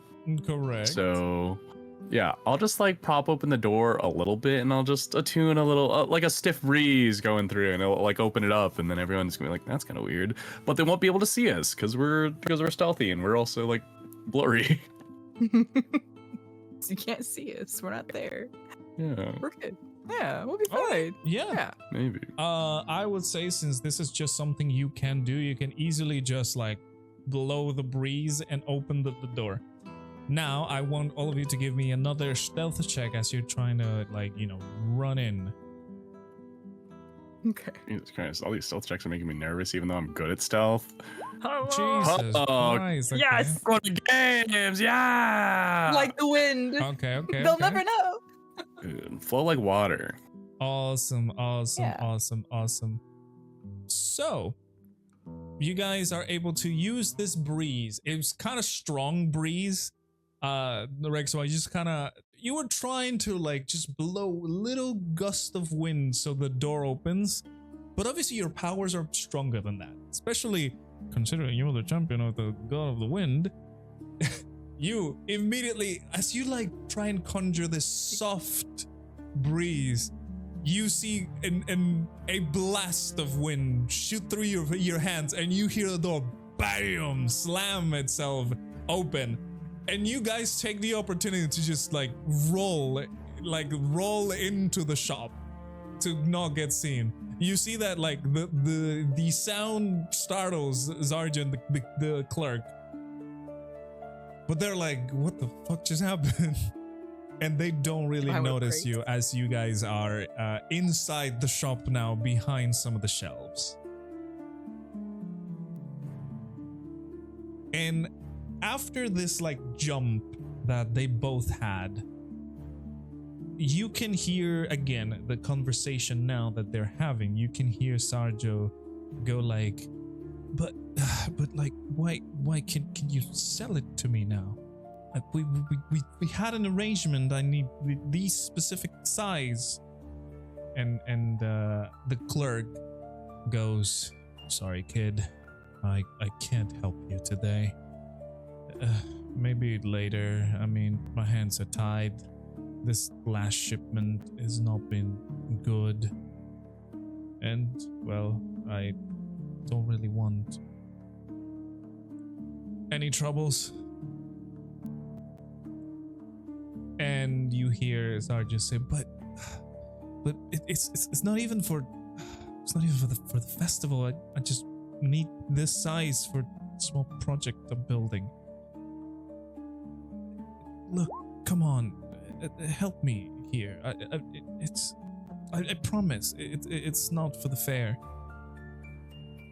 The man goes, I can't help you.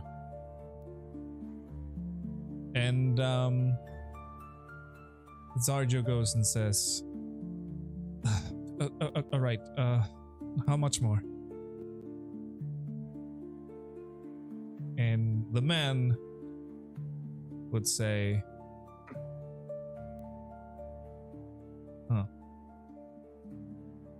20 gold pieces. Zarjo pulls out the money with a grumble and just hands it over to the man. The man pulls out a cartridge of stratagem with the specifications that Sarjo ordered and just kind of hands it to him. And you see like Sarjo starts to leave the store, just being generally annoyed.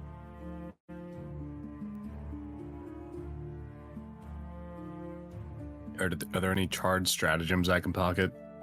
Ideally, and then like in the shelves, we also follow Zarjo. Mm-hmm. In the shelves, as I said, you don't see any charged ones. All the ones that you see are discharged. You can see it's a but I will give you this description of the batteries. They are kind of like vials themselves. They have like a glass covering. It's a very thick glass like covering where this blue energy is stored normally, and in the top of and the bottom they have some what seems to be copper. It's kind of like a copper-ish color, like switches where they get plugged into things. Obviously, as I mentioned, they come in different sizes. They go all from like a small like AAA battery to like a larger and larger one. The biggest one that you can see in this shop is the size of a like 2-liter bottle. That's the biggest one you can see.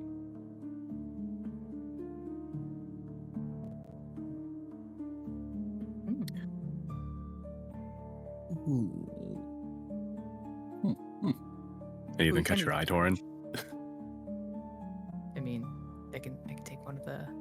If I can take one of the ones that are, we can recharge it, can't we? Oh, we can figure it out. I'm sure we're three capable people living in this crazy world. We can do this. Rexmoa remembers that Galarian Pocket Galarian. Pocket Galarian. Pocket Galarian. But yeah, I mean, if you want to take one of the discharged ones, they are there. I mean, as I said, the guy's not even looking at this point. Like, Okay. I mean, Counting his ill-gotten gold. Yeah, exactly. He Might as he well, is counting his ill-gotten gold. You get Okay. into a fight, you just throw the pocket Galarian. Yeah, it's like that scene from Ant-Man. You just like throw him Yeah. and then he gets bigger. Yeah. All right. I'm gonna add. I'll take like the huge like 2 liter looking one. All right. the 2 liter. Taurin. All right. Yeah, Taurin, you can pick. All right. I would say, Rexmoa, with that one, you will be encumbered. So you will need to leave that Okay. whenever you okay. want to get more things. Okay, So yeah, for that's that, fine. I'm you content with yeah, stealing. You can grab it, but like if you want to get more things, you have to leave that one. Yeah, I'm content. Okay. Make sure to take note of that. Taurin, are you taking anything, or are you just being your shell, your cat cell? Maybe just like one of the smaller, not so heavy ones. Can I Okay. grab one? Yeah, sure. I mean, as I said, there are sizes that go from like the biggest one that you've seen is like the one that I mentioned. It looks like a 2 liter bottle, and the smaller one is like a AAA battery. It can fit in the palm of my hand. It's the one I want. Yeah, I'll take you can the grab Lowering like the sun one. in the palm of your hand. You can grab like the ones that are like battery sized. So yeah, sure, easy. You just make sure to add cartridge, stratagem cartridge empty. Cartridge. I can do that. All right. Yeah. And so, now that you've seen Zardo leave the store, and the man is just counting his gold, what are you guys doing?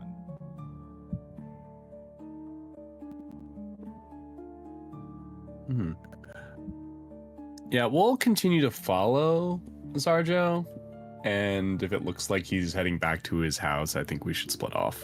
All right. Yes. So,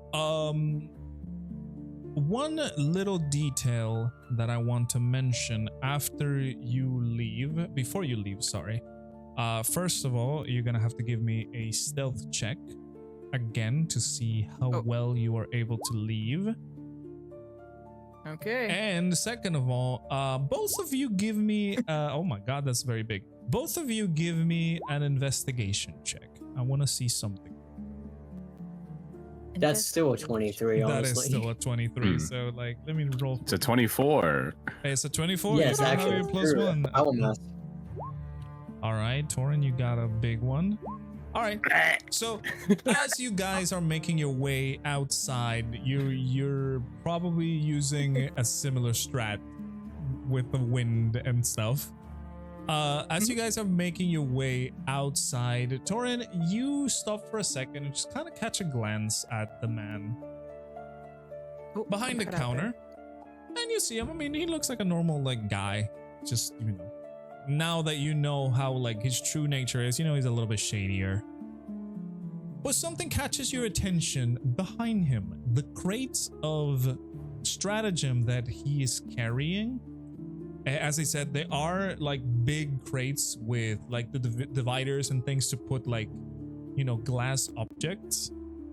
Mhm. And you notice on the side of the crate, there is a logo of what seems to be a man with a tail holding a star.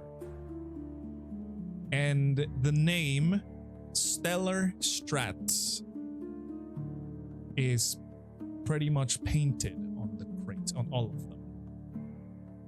Curious. That is what you are able with a to tail. notice. A man with a tail? Yes. What kind of tail? I mean, it's a painting. Oh, It looks like a tail. it's a painting. It looks like a tail. It's just. Does it got a lion floof on the end, or is Yeah, it like they a got dog ears. tail? got Is like a it lizard tail. you can describe to us. Describeth. The tail has a little like rounded like tip. It's just like a normal like Oh, like a long- puma tail. No. It's kind of like it it's thicker A the cat tail. closer it's thicker the closer it is to the body, and it goes like slowly getting thinner and thinner, and it ends on like actually no, you're right, it would be like a puma tail. I'm dumb. It is Okay. a very thin looking tail with a rounded end. As I said, Got it. the You're man, not dumb. the logo is kind of like a bust of the man, and the man is holding a star on his like fingers that are painted. Okay. And as I said, the company name that you see is Stellar Strats. Got it. And Alright. that is printed in all the crates that the man has. All the crates. That's good. Okay. And that's all I see. Yep, that is, well, I mean, that's where you can glance. Are you looking for anything else specific? You did get a good roll, so I can tell you more if you want to. On our way out, is there any charged ones nearby? No, as I said, on the shelves, all of them are discharged. The only ones that are glowing are the ones behind the counter. Okay. Yeah, you're cutting out there for me pretty bad. I was just making sure. Oh, okay. Yeah, that's fine. Okay. Yeah. So you guys are able to sneak your way out in a very impressive way because, yeah, sneak magic, dude. It do be like that. Mhm. And once Thank you, you're- pass without a trace. Yeah, I mean, yeah, that it is one of the spells that all DMs like to ban for a reason. I mean, Yeah. get away with a lot. So, you guys are gonna be trying to follow Zarjo again, right? Yes. Alrighty. I will let you know that Zarjo is heading towards his home. As you are following him, you can see that he is going to the way to his house. I'm just slowly just walking, just keep on walking. Like we weren't even following him. Yeah, let's split off and go back to like the merchants All right. district. Yeah. Yeah. Okay. So with that, then you guys split off and take just kind of turn towards the merchant side of the Scholars District, where eventually you will find the Kipper and Ambrose just chilling over there, just after buying things. Ambrose and Kipper, are you guys Jingle. doing something else while this is happening? Because I cut you off to do the thing. You wanted to go to a jeweler, right? A place that would have precious stones. Yeah, totally. And I thought a jeweler would be the best Yeah, option. of course. You would find a jeweler. It is like a gem cutter, not like a proper jeweler, but you know that they already deal with, gems and all of that. So as you enter, you can see a lot of display cases, very fancy looking, and all of them have many rings and other stones and all of those things. I'm gonna be like whispering to Ambrose as we walk past a few things. Just like, huh. I never thought I'd see this much fancy stuff. Oh, by the way, just so you know, the shop, because I have this name and I want to use it, the shop name is Flynn's Fancies. Okay. Just Good for him. Just Good for because- Flynn. Just because I have this name and I want to use it. All right. So yeah, what were you saying? Sorry to cut you off like that. You're fine. It's strange to see all these gemstones just laying about and not being pickpocketed by me. That's literally the only time that I would ever see this much jewelry was usually at the end of a hall. Well, when I was young and lived here, I wasn't exactly against stealing, Mm. but it gets kind of rough when there's gods around that don't sleep. Yeah. We always managed to find a way, though. Except for when we were caught. Well, I was caught a fair amount of times. Not Mm. exactly the quietest person. Even when I was younger, I was quite on the larger side. Hmm. Not that I'm encouraging that kind of behavior, but there really wasn't anything quite like the thrill of after you've pulled it off successfully and no one came after you, a week goes by and you've just made off entirely cleanly with it. I mean, not that it was ever anything highbrow. It was always like pearl necklace, wallet, another wallet. It was generally just wallets, sometimes handbags. I was never brave enough to attempt something so large. I focused more on just stealing bread. Mm. Meats, that type of thing. After all, if I got caught, it meant my brothers and sisters only got bread for breakfast and nothing else. Yeah. No, I understand that. And it's my understanding that Bloodstrail probably has harsher punishments as well. Yeah. I think looking back at it, at certain points I resented the nobility of Mistbell and just the mayor of Mistbell and literally any authority figure, but after having been through different places in the world, I realize I could have had it much worse.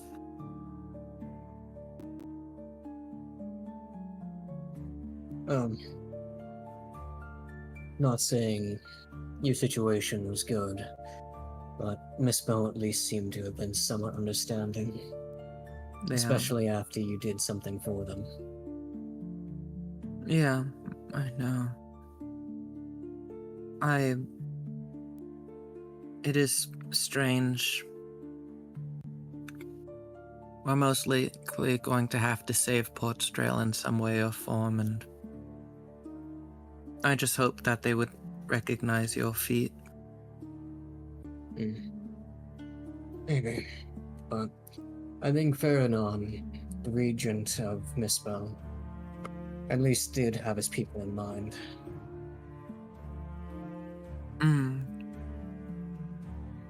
Yeah. Their guards were nowhere near as vigilant. Oh my goodness.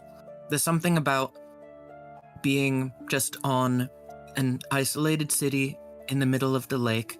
They must assume, oh, we're much safer than all the other cities. So they were pretty lax, which I guess meant that more pickpocketing for us.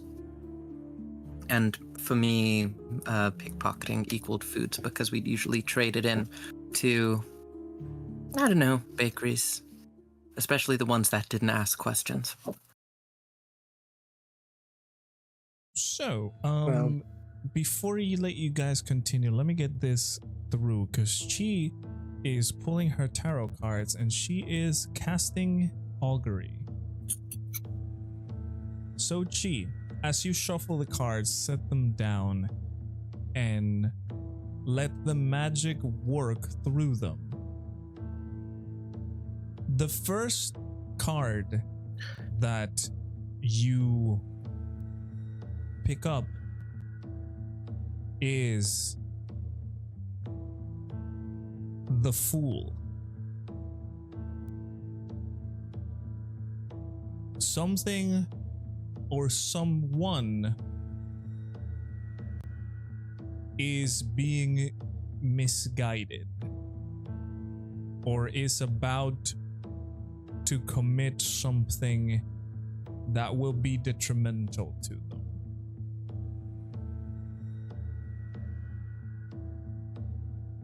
The second one that you pull is the Hanged Man.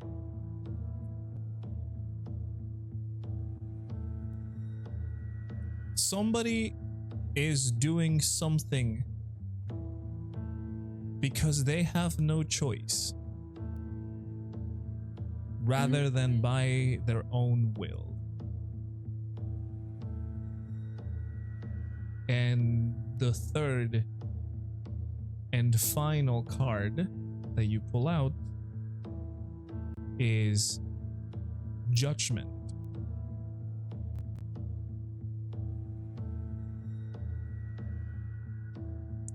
Judgment comes to all of us.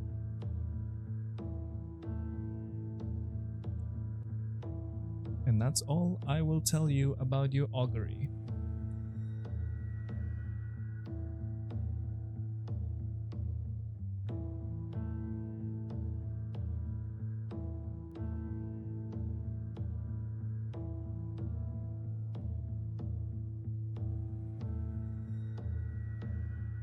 You may continue, Mr. Kipper and Ambrose.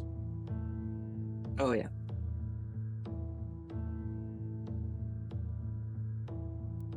What was the last thing that was stated? It was. I don't know what I was gonna say. Well, even with the Regent's knowledge of what was going on underneath Miss Bell, for the most part, they had nothing to worry about.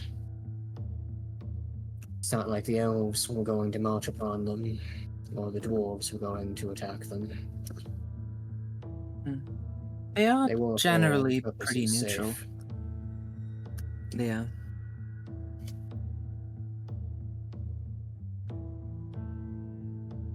Kind of one of the reasons why the area was settled in the first place.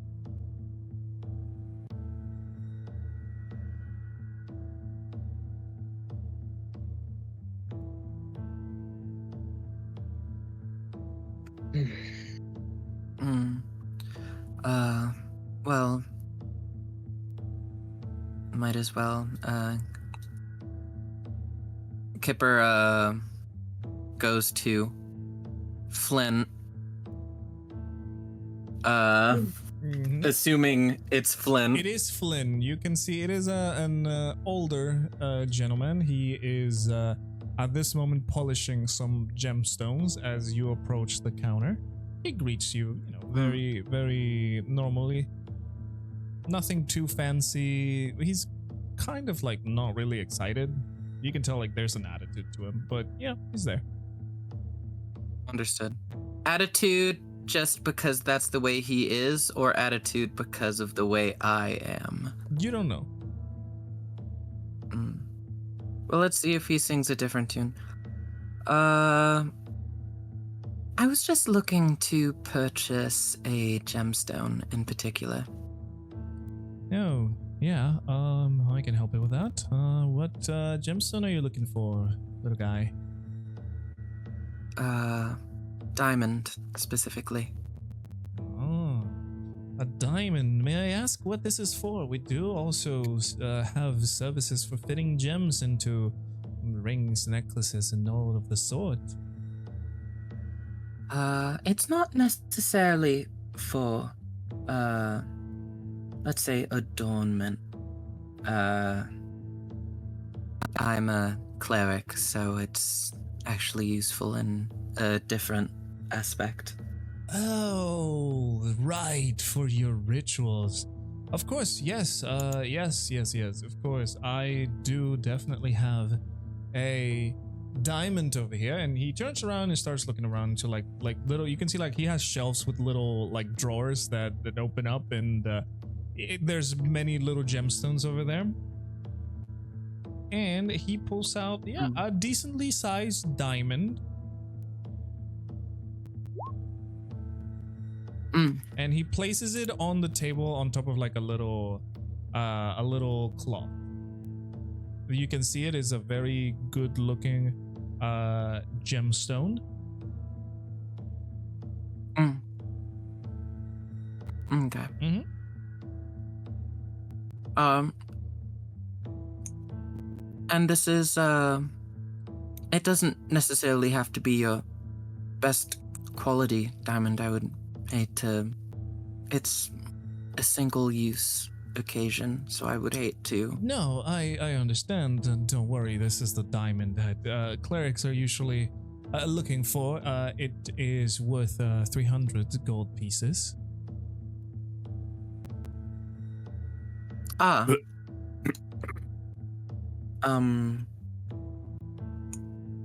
Kipper had budgeted it at 200. Mm-hmm. Better spice up the deal. This is Rexmoa yeah. in your head. I know. I will say 300 for a diamond used in ritual. That is a bit steep. That may be so, but a lot of clerics do search for this specific variety. So... It's not necessarily variety that makes the spell accurate. I understand where you're coming from, but I just don't have the means to buy something at that point. I had budgeted lower, somewhere around 150, so if we can't meet partway, I am sadly going to have to decline. Give me a persuasion check. See We all what know happens. how the last one went. My charisma is small.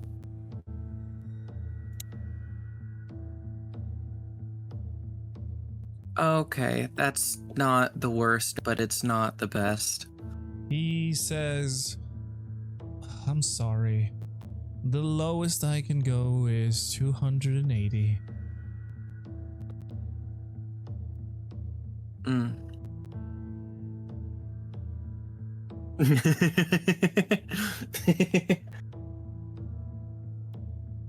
I can see Rexmoa is telepathically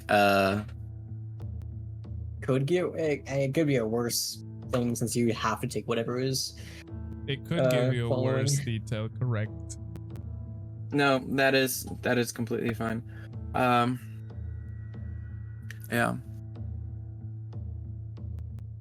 I apologize. It's not that I don't think this is good enough. I just currently don't have the coin for it. But it was still nice to walk around and look at the gemstones and the jewelry you had here.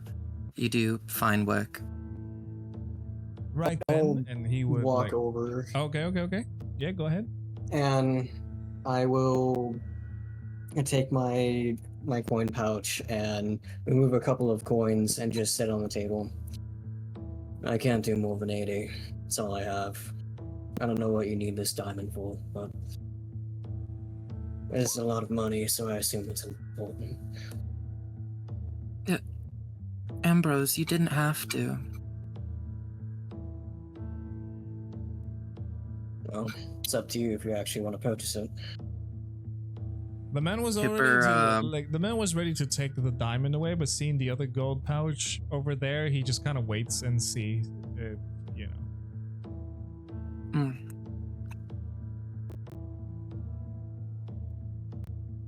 I fear what will happen next. I would have held off, but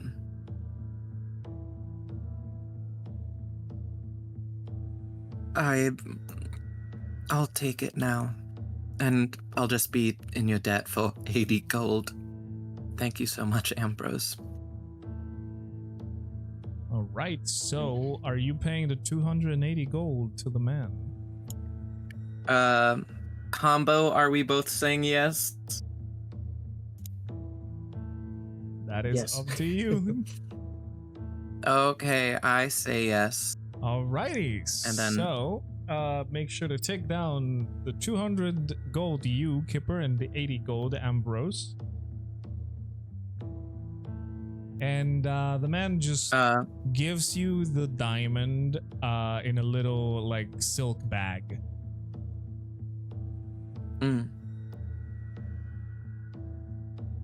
Thank you for your service. No, thank you for all of and- this. And he just kind of takes the coin and stashes it away. I like look at Ambrose and I'm just like, I can't help the feeling, but that I got swindled again. It was worth 300, right? If anything, you swindled him. 20 gold is a lot. No, you are right.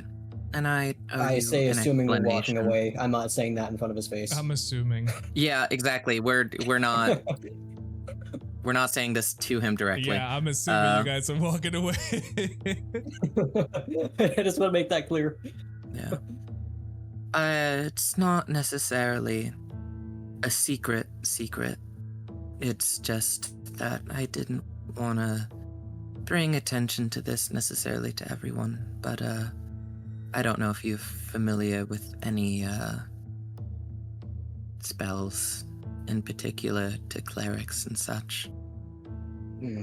I know some spells use material components, they turn to dust after use. I assume this is something like that. Yeah. It's specifically... it's kind of like a resurrection spell.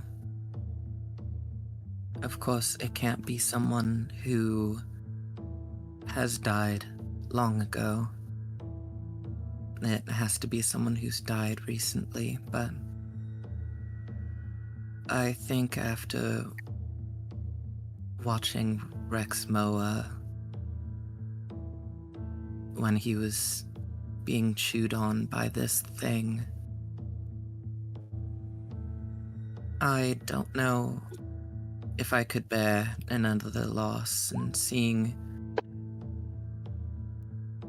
essentially what we've been dealing with recently, I think we're going to experience another near-death scenario, and if in the point that I'm unable to heal that deep of a wound, I just want to be prepared.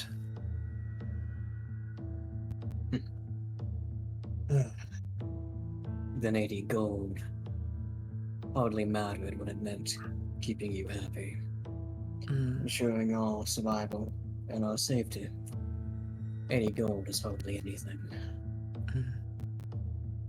I just hope I don't have to use it. But if I do have to use it, at least I had it. It's a bit of a paradox. There, but thank you for your contribution. Which, I mean, if you're the one to die and then I resurrect you, then it would definitely a worthwhile contribution, but just don't die, please. I know I've said it before, but you mean a lot to me.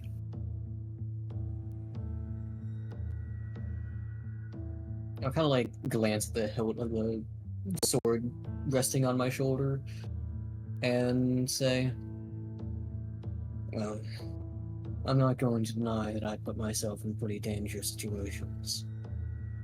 But I made an oath to try and avoid rushing into it immediately.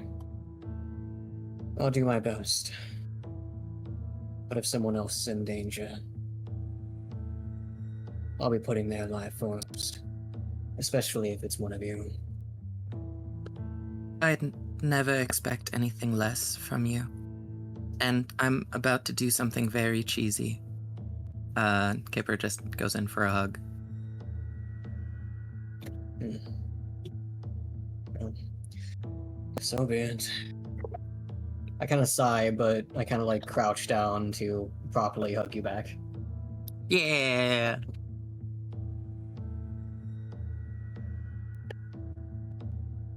Did you have anyone else you Confetti wanted to cannons go? explode.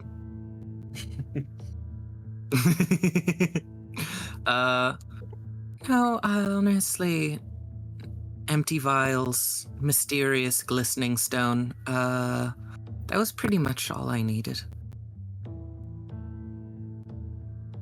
I'll glance towards the sky. About what time is it now? Let's see. For about now, you guys would be past the midday. We're talking early evening. Okay. So we still have some time before sunset. Yeah, and as I said, as you guys exit the store, you would meet up with the rest of the party. Oh, okay. I was actually gonna say, if it was like becoming sunset, we could reconvene back at Plain Dagger. But yeah, if Taurin, Rexmoa, and Galarian happen to be coming to us instead, that works out. Yeah, I mean, they were already coming into the Scholars District, the commercial area, and you just bump into each other at that point. Right, because they would have been following Zojo and he's heading back to Correct. his home. Exactly. So that would have just kind of brought them to the immediate vicinity. Correct. I guess like as we're like reconvening, like before we actually like meet back up, I'll say to Chi, sorry for interrupting you. I didn't want Kipper to be dissatisfied.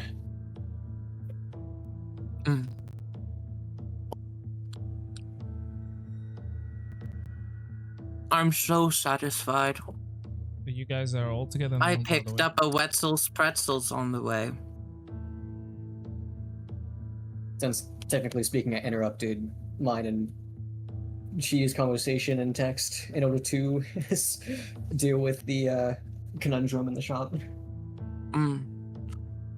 Kipper's just eating a Wetzel's pretzel. Don't ask where he found it. You are eating a pretzel. That's fine. A Wetzel's pretzel. Yeah, that's fine. It's not like a Wetzel? regular. A Wetzel's pretzel. A It's not Wetzel's like a pretzel. regular pretzel It's a because mouse. it's wet. Okay. That is something we can have. Hey, it can happen. All right. So, yeah, you guys are all together now. The whole party is together. So, what is up? What are you guys doing now? Anything interesting on your end? We saw Zarjo get Mhm. manhandled, metaphorically speaking, by a merchant. He really needed a very specific size of stratagem. Paid 20 gold for the thing. Must be very important. And he mentioned that it's not for his engine project, so what could it be for? Well, Would I know then like get the these, too. average price of a stratagem? You know from what you have been told already, from the people that you've asked, and I believe even Zarja mentioned this, but stratagems go for very cheap. I'm talking silver. To like probably the bigger ones do get to the gold. But like it's like silver cheap. 20 gold, huh? Is that a lot? Sounds like a ripoff. Maybe there's more people trying to stop competitors. Oh, I'm glad you said that because this fell into my bag while we left, and then I pull out the huge empty stratagem. Yeah, you see Ambrose, as I said, the 2-liter bottle size container that would be hosting a strategy. It's kind of like it's just like a cylinder one. It doesn't have any specific shapes, but it is quite large. Thought it would be well, useful. that doesn't seem powered, but I assume it probably still has a use. Well, I'm not sure Exactly, how to Ambrose. power them. Well, As I think it stated would be- previously, stratagems were invented after I left. I need to steal so many things to recoup the money I just lost. Oh. Why's that, Kip?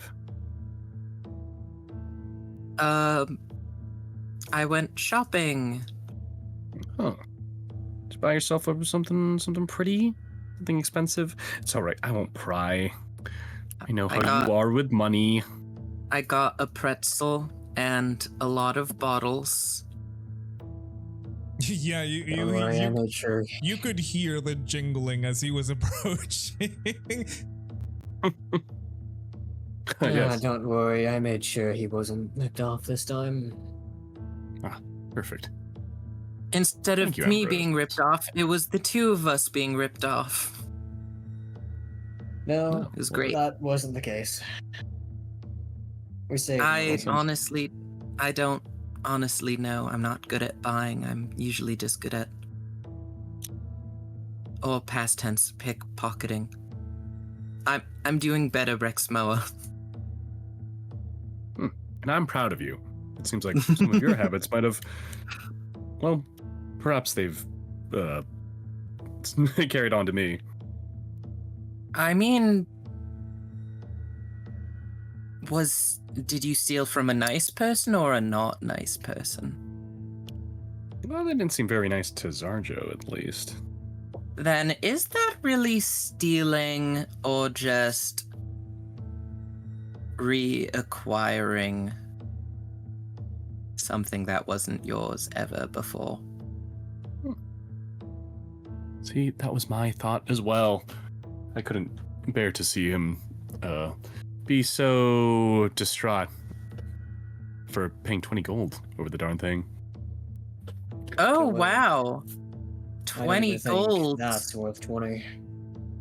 20 gold is so expensive I know. of a thing to pay for something. Think of how many nights we could stay at that lovely inn that we frequent so much. Oh my goodness. Imagine if he bought like 10 of those, that'd be crazy. Yes. 200 gold. I don't think I've ever carried 200 gold. Buy out the whole inn. That's... I held that much once. Oh, what happened? Shopping. Shopping indeed. Who you barking at? I feel less encumbered.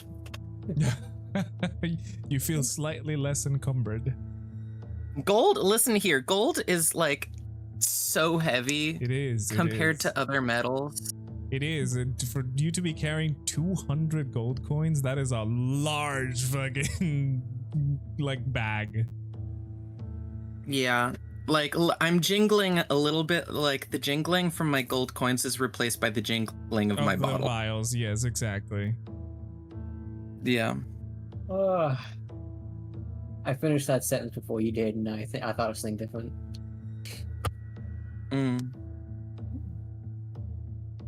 What were you? Oh, you thought of something. Oh, dishonor. Oh, dishonor. I've got balls of steel. Oh. No, Understood. dishonor.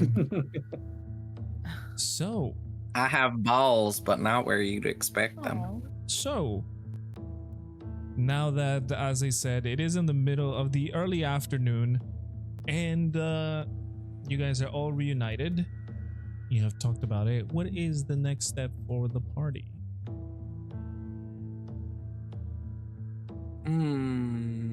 Let's get some food and head over to Zarjo's and see. Yeah.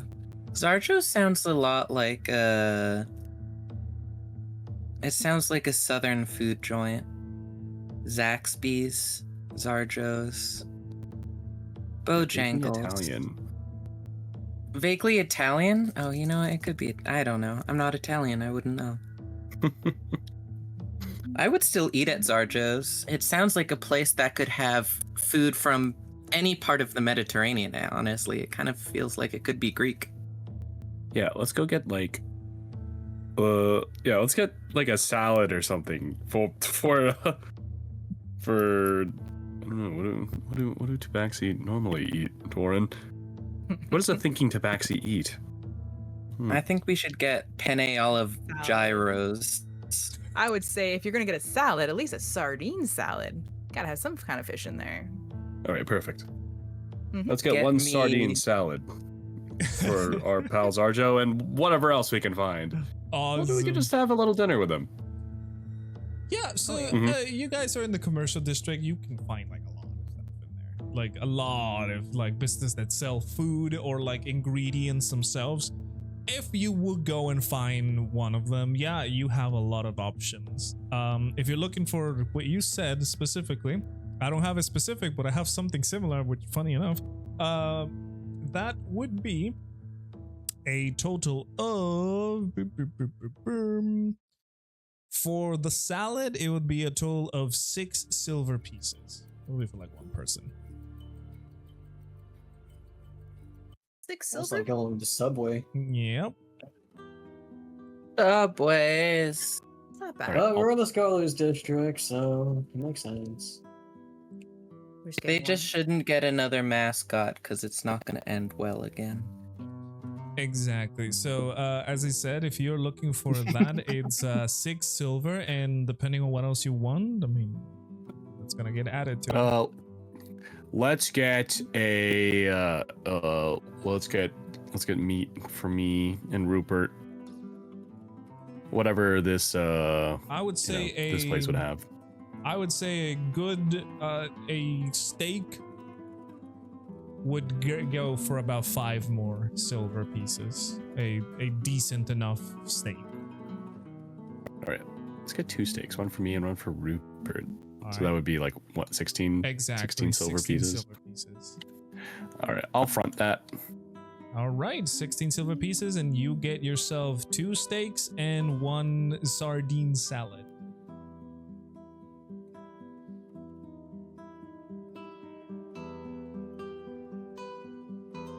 And I'm assuming you. What about everyone else? Yeah, exactly. What is everybody else going for? Oh, food? Mm-hmm. Yeah, we love food. Food.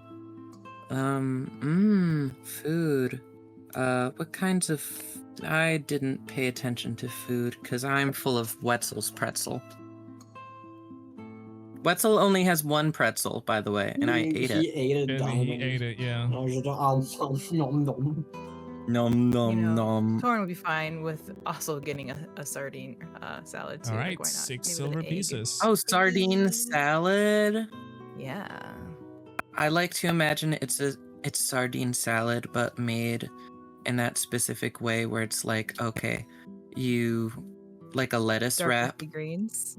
and then- if you do it like a lettuce wrap, and then the sardines have like poured hot chili oil over it Ooh. while it's still boiling, so it crisps them up nicely, and then they put a little bit of sesame seeds on top, and then you take the lettuce, big leaf, and then you scoop it up in the lettuce like a little snack, like a little taco made of lettuce. That's like Like a I was fish watching. taco? You like a fish taco. It was like a Without Chinese bread. style, like I like those wraps. I know what you're talking yeah. about. It's like a clear Yeah, I wrap was- you use, like the rice. I think it's like a rice wrap. Oh well, there's that, but then there's also like sometimes they'll just pick it up with the lettuce, and then they right. just eat. They just use it as the holder. Forget what it's Mhm. called. I was watching a food competition. I'm talking about. Yeah, I've always been tempted to try. It's good. Out of character conversation. Talking about. Hey, food. that's fine. I'm so sorry. Yeah, whoever wants the Yeah. salad is 6 silver pieces. I will take the anchovy salad, and I will expect it to be exactly as I have described it. You Thank said you. it yourself. I was thinking exactly that one, the one that you just said. I'm fine with that. Very good.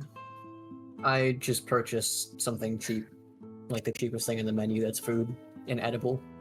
Yeah. The cheapest thing. Kipper's gonna share food. The cheapest thing in the menu would be like a very like dubious stew. Yeah, that's fine. Dubious stew. Yeah. Wait, I actually want to share this with. Please tell me the name of it is Dubious Stew because that makes it so much It better. doesn't necessarily call dubious stew. The vendor sells it as a stew, but it looks very weird. Think about the I like soup to that Aragorn gets in fucking Lord of the Rings. That's exactly what I was gonna pull up. Exactly. I was gonna find a like- picture of it. I like to imagine that like we were handed menus and someone like in the menu like it just says stew and then someone wrote underneath it dubious like a customer just like Yeah. scribbled in there. Sure. But yeah, Ew. yeah, that would be like the cheapest option, and that only gets you 4 copper pieces. Like that is Yep, as I'll much buy as it. you pay for it. Awesome. So yeah, 4 copper pieces, you get a piece of slop. You think Ambrose isn't used to this? This Hey, is like listen. the only stuff he could afford. Yeah. Listen, that is it. And what Going back is to his roots. And after your food, you guys take your time to eat. And at this point, it would be evening already, starting to be sunset. How much do I pay for my food? 6 silver pieces. If it's only the thing, 6. The salad, I mean. Okay. Awesome. Were we gonna order drinks too, or is that it? I mean, that is up Probably to like a you. Dr. Pepper. My stew is hydrating me perfectly right. That is up to you. We in the white people land, so I'm gonna order some cranberry juice. Cranberry juice, 5 copper pieces. This old dog. What you doing? And if anybody I will- else wants that, they keep adding more to the 5 tab. copper pieces? Correct. Okay. 5. Uber bean. Stop. Just sit. Are you fighting your cat or your dog? Huh? It's the dog. Are you fighting? It's the Oh, dog. my dog. She What's was your tapping my dog leg. I was like, doing? "What do you want?" She's like, "Hold Aw. me, please." That's a baby right there. Exactly. And the other one's just like, "Oh, me too. Me too. No. There's only room for someone." Well, Does I know we intended to pay Sojo a visit, but it's getting rather late. We promised Rin that we'd meet back up at the Flame Dagger about sunset. Is it close to sunset? It is close to sunset, yes. I will say, reaching Zarjo's place would take you to sunset. Okay, you know what? He has protection dog. But I bought him a salad. You did buy him a salad. Can you eat for 2? I bought Rupert a not- steak too. Oh no. You know, we could split up. It's not like we need to It's alright. give I'll catch up everyone. very quickly. Oh, okay. Are you going by yourself to see Sadro, or? Yeah, it'll be quick. Just to see. I just want to make sure Rupert's okay. I think Zarjo's fine. He's 20 gold lighter, but he's alive. Okay, just don't exhaust yourselves. Be careful. I don't want to know why I said yourselves. You're a singular person. You know, I just- Okay. Will do. Don't you worry, lad. I'll be fine. Alrighty, so Okay. the party splits again. Rexmoa going to see Zarjo, and the rest of the party are going to the Plain Dagger, correct? And someone Mhm. should go with Guess Rexmoa, so, even yeah. with them being fast. The sun is going to set, which means there's a possibility of someone being attacked. And if Rexmoa is by himself, even if he's faster than the creature, it doesn't mean that he won't get attacked. No, this Who is else good. is fast I that like can the go with drama. him? Hey, that is up to you. That my was the plan friend. the whole time, wasn't it? That is up to you. Part of me wonders because Kipper wants to go with Rexmoa, but at the same time, Kipper kind of has this thing going on. This thing. What I is don't this know. thing you're Like referring to? Kipper keeps talking to McLady, and not Hmm. in The that crush? way. Oh, it's all He right. does not, but he does enjoy intellectual banter. Yeah, there you go. Like he said, he'll be fine. So- You guys go. You guys go. Good. So as you guys Mm. have this plan, we're going to stop right there and wait for the next session. More things are going to happen now. Zam. Good, Are good, they? good. Remember, it Yep, is the evening my of day 6 days before the Inventors Fair at this point. It's 6 days. Yep, 6 days to the Inventors It's Fair. day 2. Okay. That's not a lot of time to get our ducks in a row. But we're on We day also 2, right? haven't talked to anybody about the kidnappings. Right. It's gonna happen. Don't worry. Correct. Now, It's we will say... probably one and the same, honestly. Yeah. Interesting. We will say goodbye to the people watching the VODs on YouTube. Bye. Bye-bye. Bye, Bud Squad. Squad. I'm gonna kiss you on the forehead. Oh no.